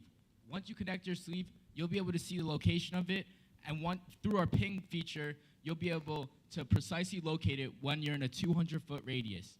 As you can see here, I left my water bottle at the Roslyn High School turf. Once I'm near that fencing area, I'll be able to ping it and see it. To add on to our solution, there is a customization aspect that comes with designing your own personal water bottle sleeve. As you can see in the drop-down menu, you are given two options. The first option is an individual water bottle sleeve. Now, the second option is the bulk order. These bulk orders specialize in groups of 12, and they are more specialized for sports teams. These sports teams can range from a Little League baseball team to even a Roslyn varsity football team. And this can also be specialized for clubs. And these athletes can put their jersey number as well as their last name and any color of choice, as well as the Roslyn Bulldog logo. Okay, so for our marketing strategies, we're going to use influencer partnerships with Ethan, which Ethan's going to touch on in the future, and then targeted ads. We want to target the sites that our target market's going to be on. So for the parents, Facebook, and then for the kids, Instagram and TikTok, and then also user-generated content. Hey, Ethan, what influencers do you want to target? Sure, let me give you 3 examples. The first being Breadbasket. They have a popular channel on TikTok that makes all sorts of sports skits and challenges that kids tend to love, which is our exact target consumer. Second is New Modern Mom, which is a Facebook and Instagram account that many parents seem to follow. They follow her for all her also funny skits, and if she's promoting our product, we believe it'll be revolutionary in selling it. And third, we plan to use Boogie Fland, which is a very popular name currently as he's just transferred colleges and he's going to the University of Florida. The reasoning for choosing him is because his name value is very high right now, but his following is low, so we think we're going to get the best bang for our buck using Boogie Fland. So, who is our competitors? Well, we have no direct competitors, so you have to combine 2 products into one to get something similar to us, which is not very cost effective. First, you have the Apple AirTag, and you have to attach that to something. So we have the Hydro Flask. The Hydro Flask tracker is only a little sleeve that goes in the bottom of the Hydro Flask, no flexibility, as you could only put on the Hydro Flask. Next, we have the socket. The socket has the sleeve with the that you could customize, but there's no slot for the tracker, which, as we surveyed, was our most important feature. And just going off the AirTag is not very cost effective. You can only use it with Apple products, and the ping feature is not loud at all. Now, for our TAM, you might wonder what it might look like. So, using the age range of 7 to 65 people, there are 250 million people in the US who own, with 60% of them owning a reusable water bottle. Now, 75% of these people lose their water bottle at least once annually, and now $11.99 a sleeve, we are left with $1.7 billion in revenue. Now for our SAM, using the same age range, but with the tri-state area, we have 32 million people, and 85% of these people own a reusable water bottle, and again, 75% of these people lose their water bottle at least once annually. With $11.99 a sleeve, we are left with $306 million in projected revenue. Now, our market is expected to grow with the complementary market of about $2 billion within the next 2 years in the United States. Now, let me walk you through exactly how much our sleeves are going to cost. It's going to cost $11.99 to buy an individual sleeve, and that includes customization at no additional fee. Second, you can buy the bulk orders of those 12 sleeves for all those sports teams and school clubs that you may be a part of, and those cost $132, which is about an 8.2% discount.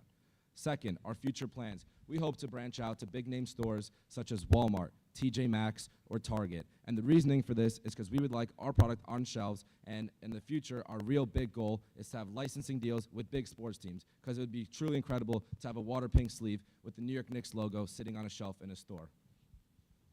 Now, for our cost of goods sold, it's going to cost $4.40 for an individual sleeve that does not include the customization. Those are pre-made ones on the site, as you see in front of you, with the colors. That'll leave us at about a 64% profit margin. Second, it's going to cost $4.60 for the customizable sleeves, and that just includes a 20-cent increase for the customizable ink that we use, leaving us at a 62% profit margin. And finally, for the bulk orders that are fully customized with a discount, our profit margin is 58%, which is still very, very high. Now, onto our startup costs. For our startup costs, we have about $78,000. As you can see, a majority of this is being spent on development costs. These development costs work with our high-efficient website, as well as our app development, and also the continuation of developing our product with more research. Now, for our SG&A, in our first year, we are spending $45,000, then $78,000, then onto $145,000. As you can see, that's a lot, but we're spending a majority of this on our marketing. The marketing will range from our booths, as well as our influencer marketing, and the presence in heavy social media ads with Facebook, Instagram, and TikTok. Okay, so we came up with a $687,000 pre-money evaluation, and we are seeking $90,000 for an 11.7% stake in our company. So what are we going to do with this money? We're going to be using it for administrative and startup costs, such as the building the app and the marketing, building the app out, and also the marketing. And then we also want to have a $10,000 liquidity cushion for startup inventory and anything that we can't control. So, just to wrap it up for you Sharks, what's our issue? Well, the issue is kids constantly losing their water bottles and parents almost throwing away money at this point. And maybe the water bottles even being a little bit dull. Our solution, WaterPing. WaterPing is a trackable GPS water bottle sleeve that allows you to pinpoint the exact location through our ping feature, as well as you're able to customize it. So, what's our future?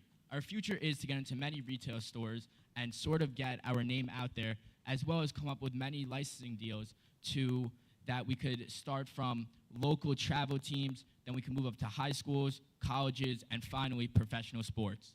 And what's the result? Well, the end goal of every business, which is to make a lot of money. We would like to thank our amazing mentor, Craig, also Ms. D for running a phenomenal course, and thank you guys.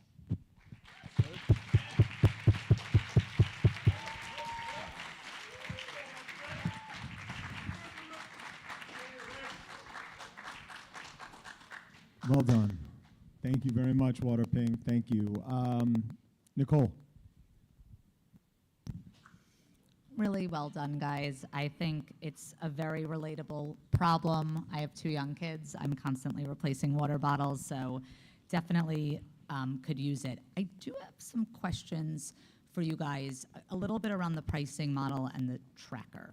So you immediately addressed my question that was going to be like, why not just use the Apple tag? So I think super smart that it's expensive and it doesn't ping loudly. But I would love to know a little bit about the tracker that is 40 cents. Like, what have you guys done research into it? Where is it?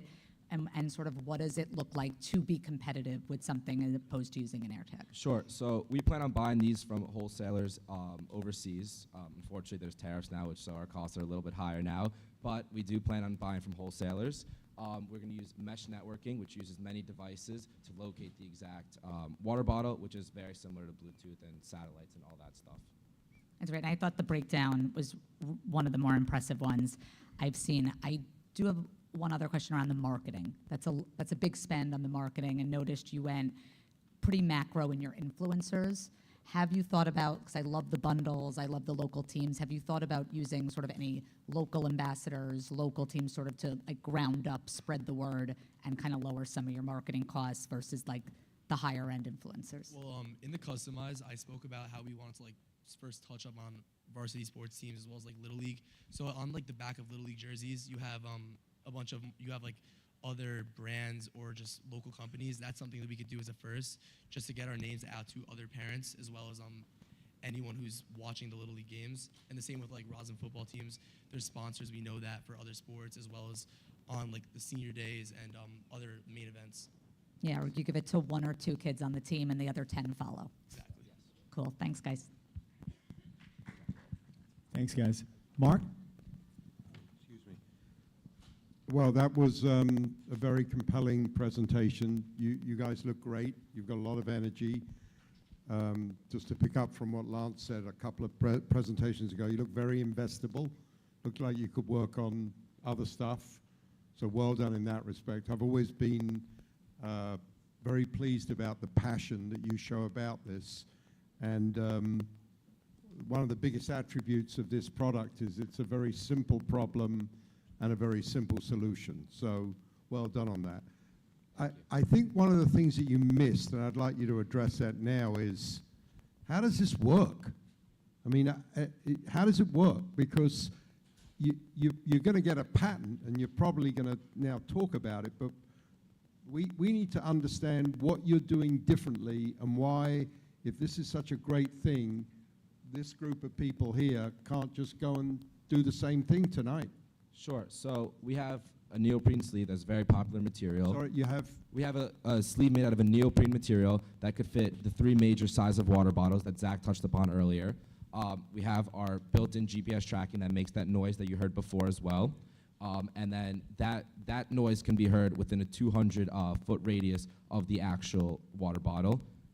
And I think that really makes us one of one because we bring all these products together into one. As you saw, you could customize your own bottle with that socket company, but they don't have the tracking. The air tag is very expensive, and it needs to be attached at all times to something. So I think we're really unique in the fact that you can customize. It fits many sizes, so you can take it off and wash it whenever you want and put onto other water bottles, and as well, the tracking is easily found. Okay, so I just want one quick follow-up, just so I understand it correctly. Sure. So I need to know sort of where I lost this. Is that right? Directionally, I lost it on the field, or I lost it because I got to go to that 200 feet area. No. No? You check the app. It tells you the exact location, and then the 200-foot radius is just for the actual noise that you can hear. Okay, I get it now. All right. Yes. Thank you. That was very well done. Thank you. I appreciate it. Thank you. Artie? Great presentation. I guess all of us are asking the same question around tracker. So my question is on pricing. There are a lot of trackers in the market, like pet trackers and I think tiles and few others. Where are they priced? So I understand the AirTag price. Where are others priced, and why would you be cheaper, if you are, compared to those other trackers that are already in the market? Sure. So Brandon, you own a tile. How much does that one cost? The tile costs around like $12. And an AirTag, which is the most popular competitor, just because of its name, is $25 on average. Okay, I got it. Okay, so that price point will work. Okay. That was my question. That was it. Sounds good. Thank you. Thank you. Marissa? Well done. I think from before, I think it's a very relatable problem. I suffer from this because I have 3 girls who lose everything. I love the custom designs element. I love the fact that you're not selling water bottles, right? Because they follow the trends of the consumer, and your business can really follow any bottle and any trend, so that's a positive. I think from a marketing messaging perspective, that's something I really wanted to see, because I think sustainability is a key component, and that's something that you can carry through in your marketing efforts. So that's just a recommendation. You talked a little bit about your influencer strategy, and you went ahead and identified certain creators, I'm assuming based on target demographic. Did you reach out to any creators to attempt to get any messaging in market, to have them post anything? We did not reach out to anyone. I mean, we don't have our actual product idea yet, so we thought these influencers wouldn't even waste their time on us. I mean, we have obviously our idea, but we have not actually created the physical website, so we don't have anything to show them besides the prototype itself. So we were planning on, that's the future steps. That's the first thing we're gonna use our money on in our startup cost. Okay, yeah, I mean, that endorsement is definitely helpful. You talked about, from your sales strategy, future state being at a Walmart, for example. So what's your current sales strategy? Well, I mean, as of now, we hope to market on social media. I personally have worked in social media marketing for a company called Spartan in the past, so I know exactly the type of videos and how to reach certain demographics, like the exact time of day to post videos. So I hope to use social media on our own end, and then generally just word of mouth and all these booths to promote our product right now. Okay, so direct to consumer. I would just say, from a forward-looking perspective, if you're gonna look at a Walmart, Target, et cetera, obviously I would assume you're considering marketplace. In order to sell on marketplace, you have to adhere to retailer policies, and part of that is owning your own product and technology. So again, a lot of people are talking here and wanting to understand what you're actually using to track. That's a key thing. So having a real prototype is just critical to the retail side and the sales side of it. Thank you. Thank you. Great, guys. Thank you so much. Good job.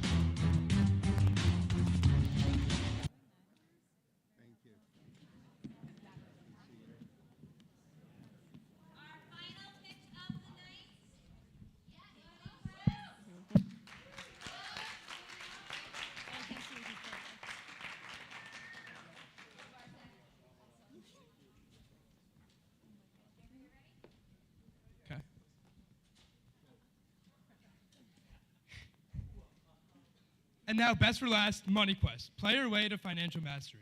Hi, I'm Rachel Sagian, CMO. I'm Eva Voinovich, COO. I'm Bartek Jajak, CTO. I'm Jake Greenberg, CFO. And I'm Sophie Glass, CEO. Sharks, before we begin, let's start by addressing the real elephant in the room. Who, me? No, financial literacy. Oh, right. Can you guys believe that 57% of Americans are not financially literate? Yeah, you heard me right. 57% of Americans are not financially literate. This makes more than half the American population is not financially literate. This means that the lack of financial literacy is not only the elephant in this room, but in every room. Hey, Sophie, can you tell us why the lack of financial literacy education is the problem?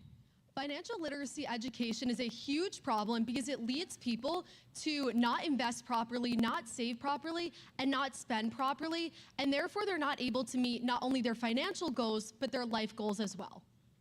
We want to help kids to have a better financial future. That's why we want to gamify this sort of education to make it engaging and fun. We want to prepare them for real-life scenarios through interesting topics and terms so that they can have a better financial future. Now, let me take you through our app. We had a lot of feedback about our previous lesson for 5th graders being outdated, so we decided to completely change it up. Now our 5th graders will learn the differences between a credit card and a debit card. And after a brief overview about the differences between the two, students will then be asked questions, and if they get the questions right or even incorrect, students will be able to earn coins which they can then spend on their avatar customization. And to make sure that kids don't give up on financial literacy completely, because that's not our goal at all, we will be rewarding students with coins just for spending time in our app. And here is our completely customizable avatar. All the basic features like hair and clothing are free, but students can then use their hard-earned coins on accessories like hats, sports equipment, and even their very own pets. Now, teachers, don't think we've forgotten about you. Here is our brand new teacher's perspective. Here, after students complete a lesson, they'll be able to see how their students performed, and even be able to send PDF reports to parents about how their student did. Because we all know, after a long day, the parent asks the kid, "What'd you do all day?" They say, "I don't know." So, who are we targeting? We are targeting students grades 3 to 6 who are eager to become financially savvy in the future. We understand that the students will not be the ones buying our app. Therefore, we are targeting the parents and the administrators, who will be the ones who are enforcing their students and children to use our apps. They will be the ones who will be setting an example for the next generation of financial experts.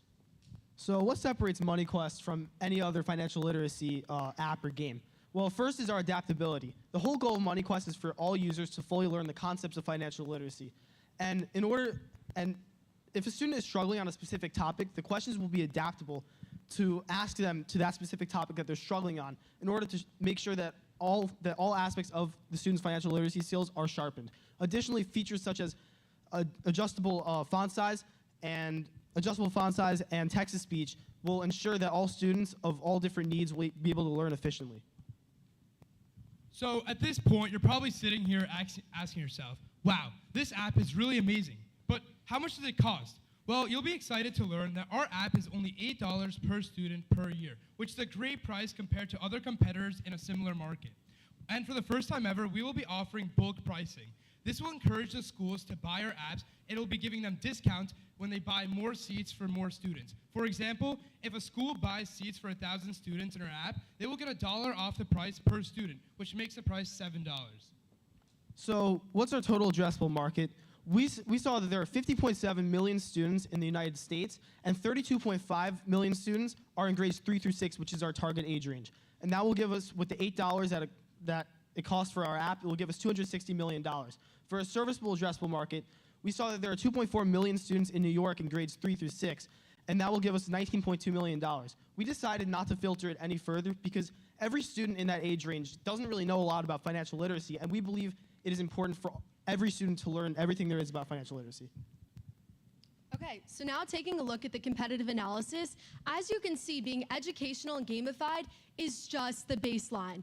Money Quest really exceeds all those areas, and then it's also accessible and adaptable, which is important to be able to integrate it into schools, as there's many different students in each school, and we want to ensure that this product works for everyone. To validate our idea, we decided to program and code a version of our app. In this version, answers fall from the sky, and kids can earn 10 coins by answering right on the first try. If they don't get it right, they still get a second try, just with less coins being earned. We went to the local East Hills Elementary class and decided to test it out. And the results were amazing. The kids loved it. They were engaged the entire time. Most of them got over 80 or 90%, and they even asked for more quizzes or more questions. Really. And at the end of it, thanks to them, I want you to meet Richie the elephant, our mascot. So you're probably sitting here asking yourself, how much are we actually making? Are we actually profitable? In the first year, we plan to make just under $250,000 in profit, doubling our profit each year until we plan to make just under $1.5 million in the third year. So for our startup costs, we're planning to spend around $172,000. Around 99% of this money will go towards developing the app and coding the app, and the other remaining will go towards administrative costs. Then for SG&A, we're starting at about $150,000 in year one and subsequently increasing to about $230,000 and $360,000 in year three. You can see the breakdown here for year one, and the majority will go towards ongoing marketing costs as well as paying for salaries like for our instructional designer who will be in charge of developing the curriculum. We've made it pretty far this year and made a lot of progress, but it's thanks to a couple meetings. The first one was with Miss Greeny, the third grade elementary teacher. First, we met with her to see if this was possible to integrate into classrooms. She said it absolutely was, and we actually visited her, as you saw in our validation, to test it out in her classroom.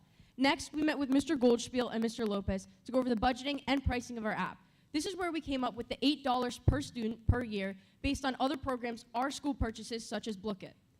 Then we met with Ms. DePaula, the Plannage Assistant Superintendent, to see if this is something that she would brag about in superintendent meetings and if this could be possible to integrate district-wide. She said absolutely, she loved the idea, and her elementary students would absolutely use this. And we understand your concern, Sharks, about the $8 per student per year. That's why we went to a great source, our superintendent, Ms. Allison Brown. She told us that $8 per student per year was a great price as long as we offered bulk pricing. She also, as the former principal of the East Hills Elementary School, told us this was an absolutely great idea and students need this kind of gamified technology to adapt to this type of learning. Sharks, let's grow financial literacy access together. We are asking you for $200,000 for not 9%, not 11%, but in fact 15% equity in MoneyQuest. This is still based off our $2.2 million pre-money dollar valuation, but we have decided that we are willing to slightly devalue because we believe that your assistance and your guidance will be integral to MoneyQuest's success. And if you are not yet convinced, I want to draw the point that EdTech is an expanding sector. It is expected to grow 14% from now through 2030 alone. And within that, MoneyQuest is not just another EdTech app. We are truly pushing the boundaries as we are getting into the financial literacy space, and more states every day are mandating financial literacy education in schools. And even within that space, as we've shown you, we really stand out. Last but not least, we are an extremely strong team, and we've learned to work very well together, as well as learn to come over challenges.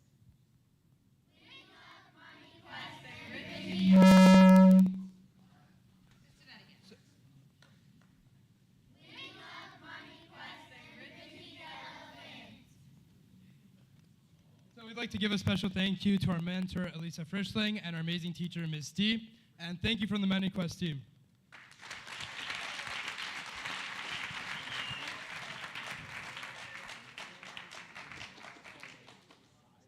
Beautiful job, MoneyQuest. Thank you so much, Lance.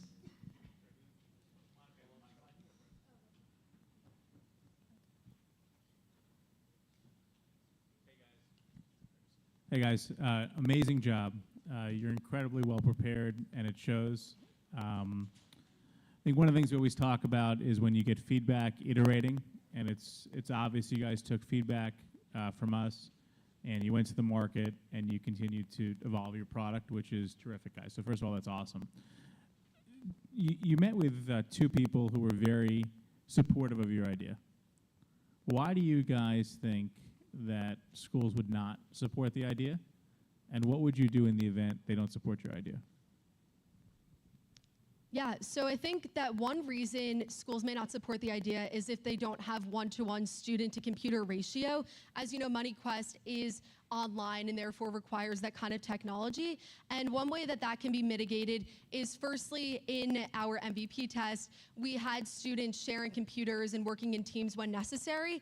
Another way this can be mitigated is if the teacher assigns a module one day for one set of students and other students do something else and then has the groups flip. Great. Monica? Great job, guys.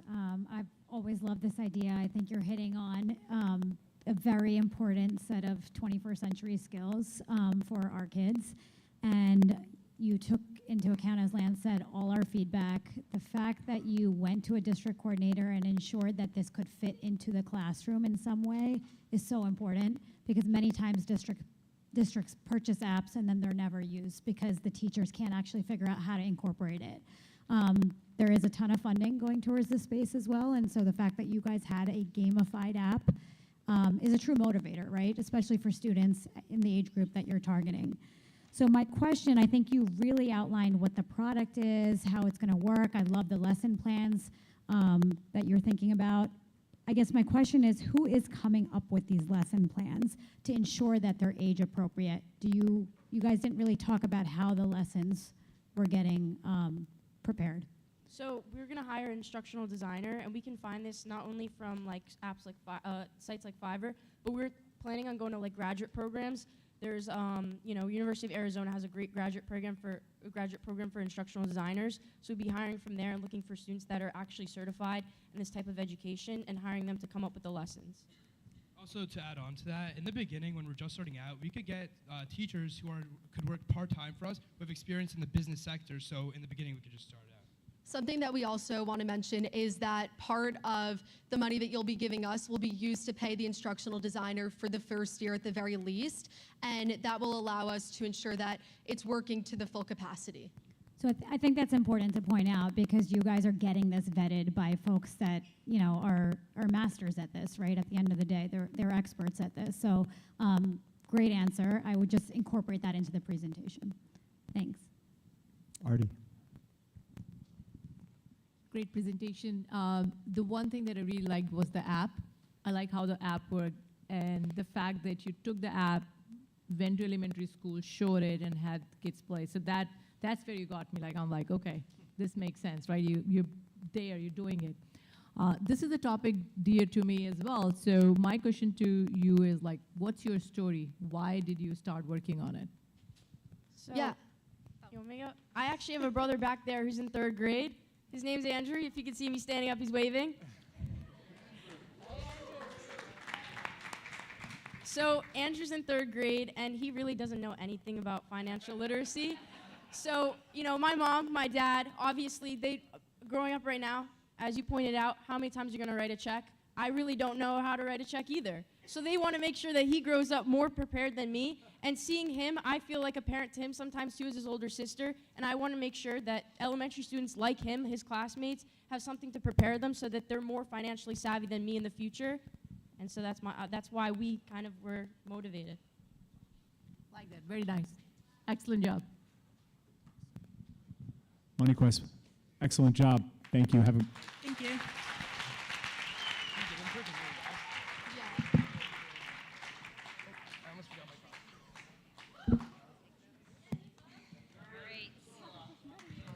So our sharks, we're going to send you away to go make the very difficult choice. All right, great job, MoneyQuest. What's up? Right there. But before while they're deliberating, we do have a few more things to talk about. I just don't want to leave these on. Okay.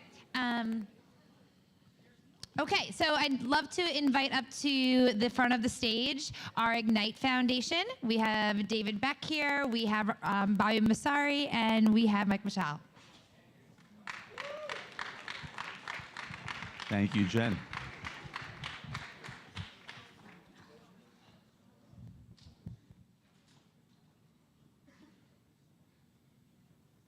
All right, good evening. I first want to congratulate all the inspiring entrepreneurs in the incubator and accelerator classes. And while the Sharks might have a different view, all the students here tonight should consider themselves winners. So let's give them a big round of applause. David, Bobby, and I are here tonight representing a very important effort. It's called the RHS Ignite Foundation. We created Ignite 5 years ago, actually over 5 years ago now, and it's an organization that operates independent of the school, and our mandate is very simple. We raise money that will support the educational experiences of the students enrolled in the incubator and accelerator programs.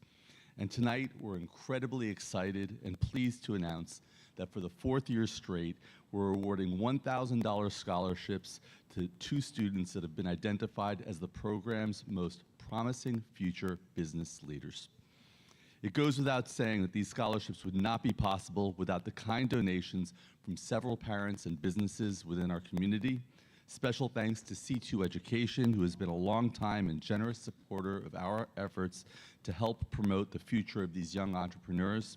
And we'd also like to make special mention that the creation of Ignite as a not-for-profit entity would not have been possible without the pro bono legal work of John Morris. While John is no longer with us, his memory will always shine through the bright futures of the scholarship winners and really all the students that are here with us tonight. With that, I'll hand it over to David Beck to announce the first scholarship winner. Thank you, Michael. 2 quick notes about the scholarship. First, as Michael mentioned, we operate separate from the school. We do not pick the winners. The administration picks the winners of the scholarships as they are closest to the activities of the students and their involvement throughout the entire school year.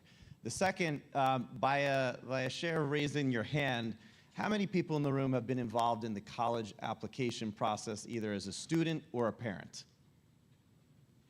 Okay, see a little PTSD out there, but I think you're all very familiar with the reality that it's not only about the grades, but the way you differentiate yourself and the story you tell, whether it's to the people interviewing you or to the future students that you're going to meet when you're on campus, to potential interviewers for your first internship, or if you're looking to achieve a leadership position in a business club, or actually looking for investment in the future while you're in college. And so our intent with these scholarships is not only, again, to be able to help support you from a monetary standpoint, but to allow you to tell additional stories, to use this as a point of a differentiation. And whether you win that scholarship tonight or not, you all have great stories to tell coming out of that. Just standing up here on the stage, being blinded by these lights as I am now, the experience you've had is tremendous. And again, a quick congratulations to everybody that's here that's participating. Now, the first $1,000 scholarship is the Entrepreneurial Leadership Award. This year's Entrepreneurial Leadership recipient took home the win at the incubator pitch last year, and this year they stepped up as a true leader in the accelerator program. From the start, they brought a rare mix of ambition, creativity, and drive that defines what it means to be an entrepreneur. The creativity that this person brought every day, especially in the amazing wireframes and slide decks they put together, they're not just polished, they're compelling, thoughtful, and make big ideas feel real. They know how to tell a story, sell a vision, and get people excited. But great entrepreneurs don't just dream, they build. They're out there doing the work, setting up meetings, following up, asking smart questions, and finding ways to push the business forward. They don't wait for opportunities, they make them. What really sets this person apart is their openness to growth, how they listen, how they take feedback seriously and apply it, constantly learning, adjusting, evolving, not because they have to, but because they want to get better. For their initiative, leadership, and entrepreneurial spirit that they bring together every day with their team into this program, we're proud to award the Entrepreneurship Leadership Award to Hannah Sir.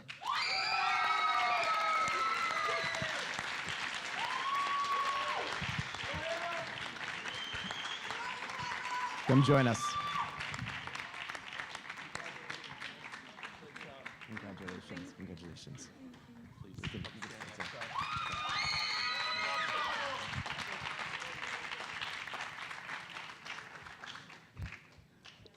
Thank you, David. Let's hear it one more time for Hannah. It's a great job.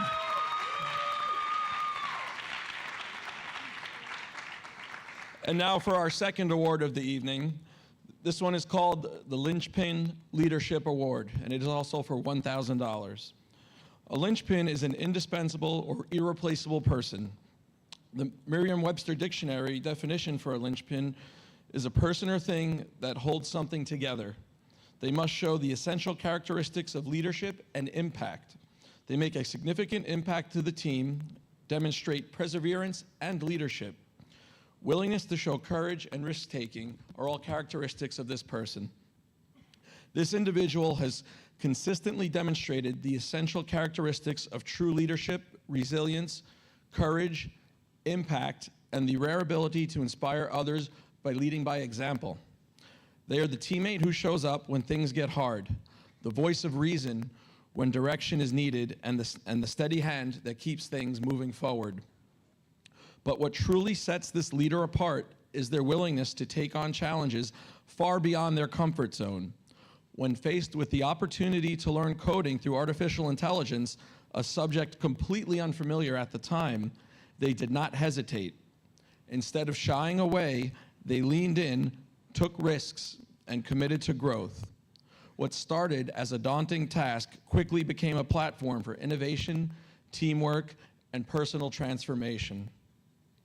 Their impact has been significant, not only in outcomes, but in the way they bring people together, empower others, and demonstrate that leadership isn't about titles, it's about presence, purpose, and perseverance. For being the person everyone can count on, for your courage, drive, and unwavering dedication, we are honored to award the Linchpin Leadership Award and the $1,000 scholarship to someone who is truly irreplaceable. That irreplaceable person is Ria Bundrani.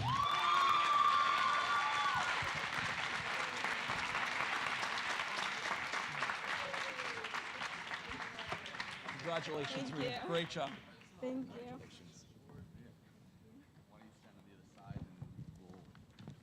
We'll have you guys hold the check.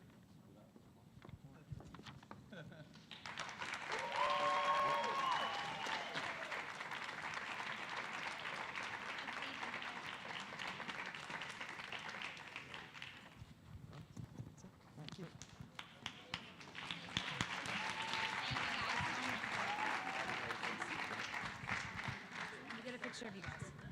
All right. So now we have. Okay. Thank you so much. Thank you so much. All right. So we have a few minutes that we are waiting for the Sharks to get back to us. So I'm just going to put on some music. We can hang out for a few seconds, please.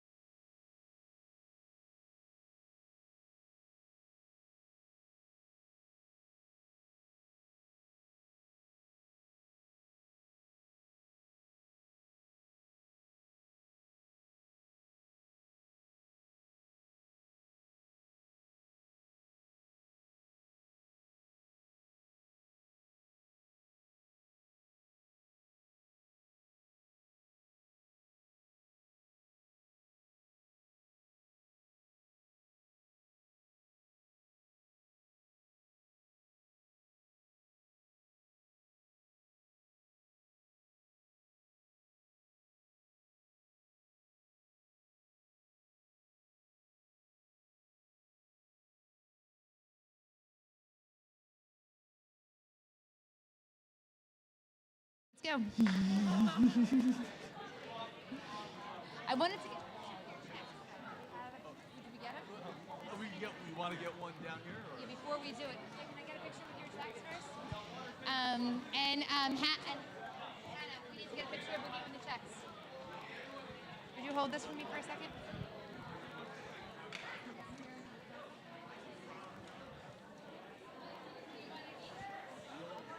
Wait, I don't want to meet this.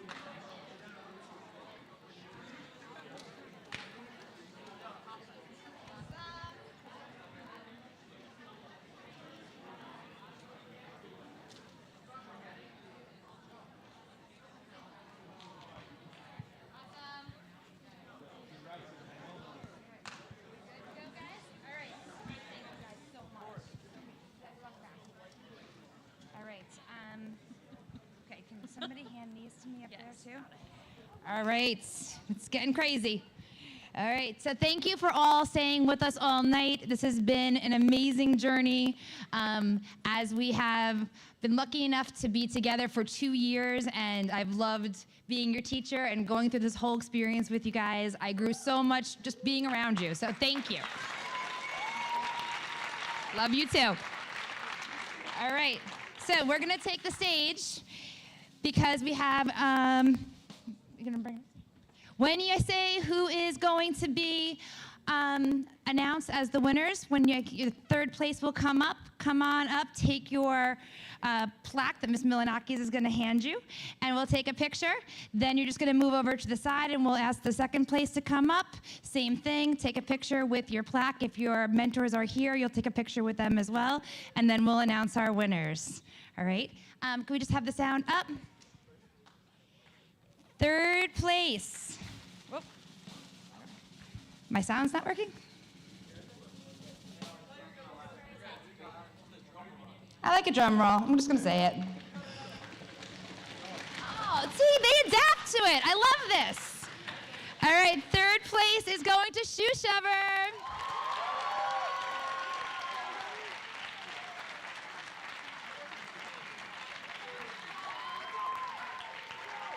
Take a picture. Great job, Shoe Shover.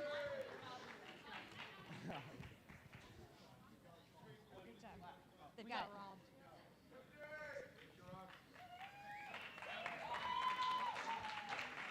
The team of 5, wait, scooch over.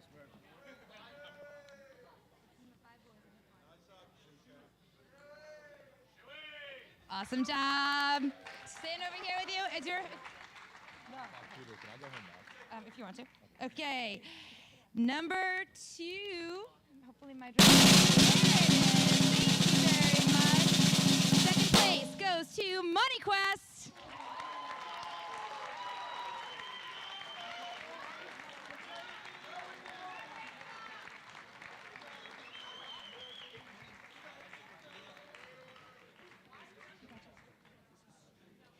Come on, you can be on the white screen. It's okay. Other way in, other way in, other way in, other way in. Take your picture.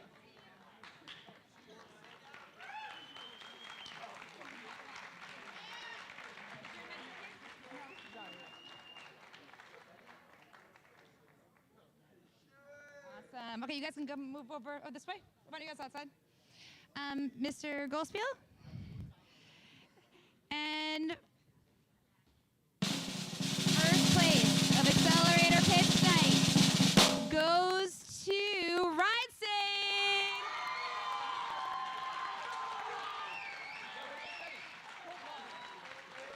Come on, Ride Sing, all the way up.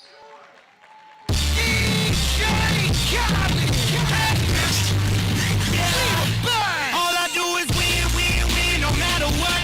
Got money on my mind, I can never get enough. And every time I step up in the building, everybody hands go up. And they stay there, and they say yeah, and they say that. 'Cause all I do is win, win, win. And if you going in, put your hands in the air, make 'em stay there. Ludacris going in on the verse, 'cause I never been defeated and I won't stop now. Keep your hands up, get them in the sky for the homies that ain't making it, my folks locked down. I never went nowhere, but they saying Luda's back. Blame it on that contour, the hood call it Luda Yak. And I'm on this foolish track, so I spit my foolish flow. My hands go up strippers' booties go.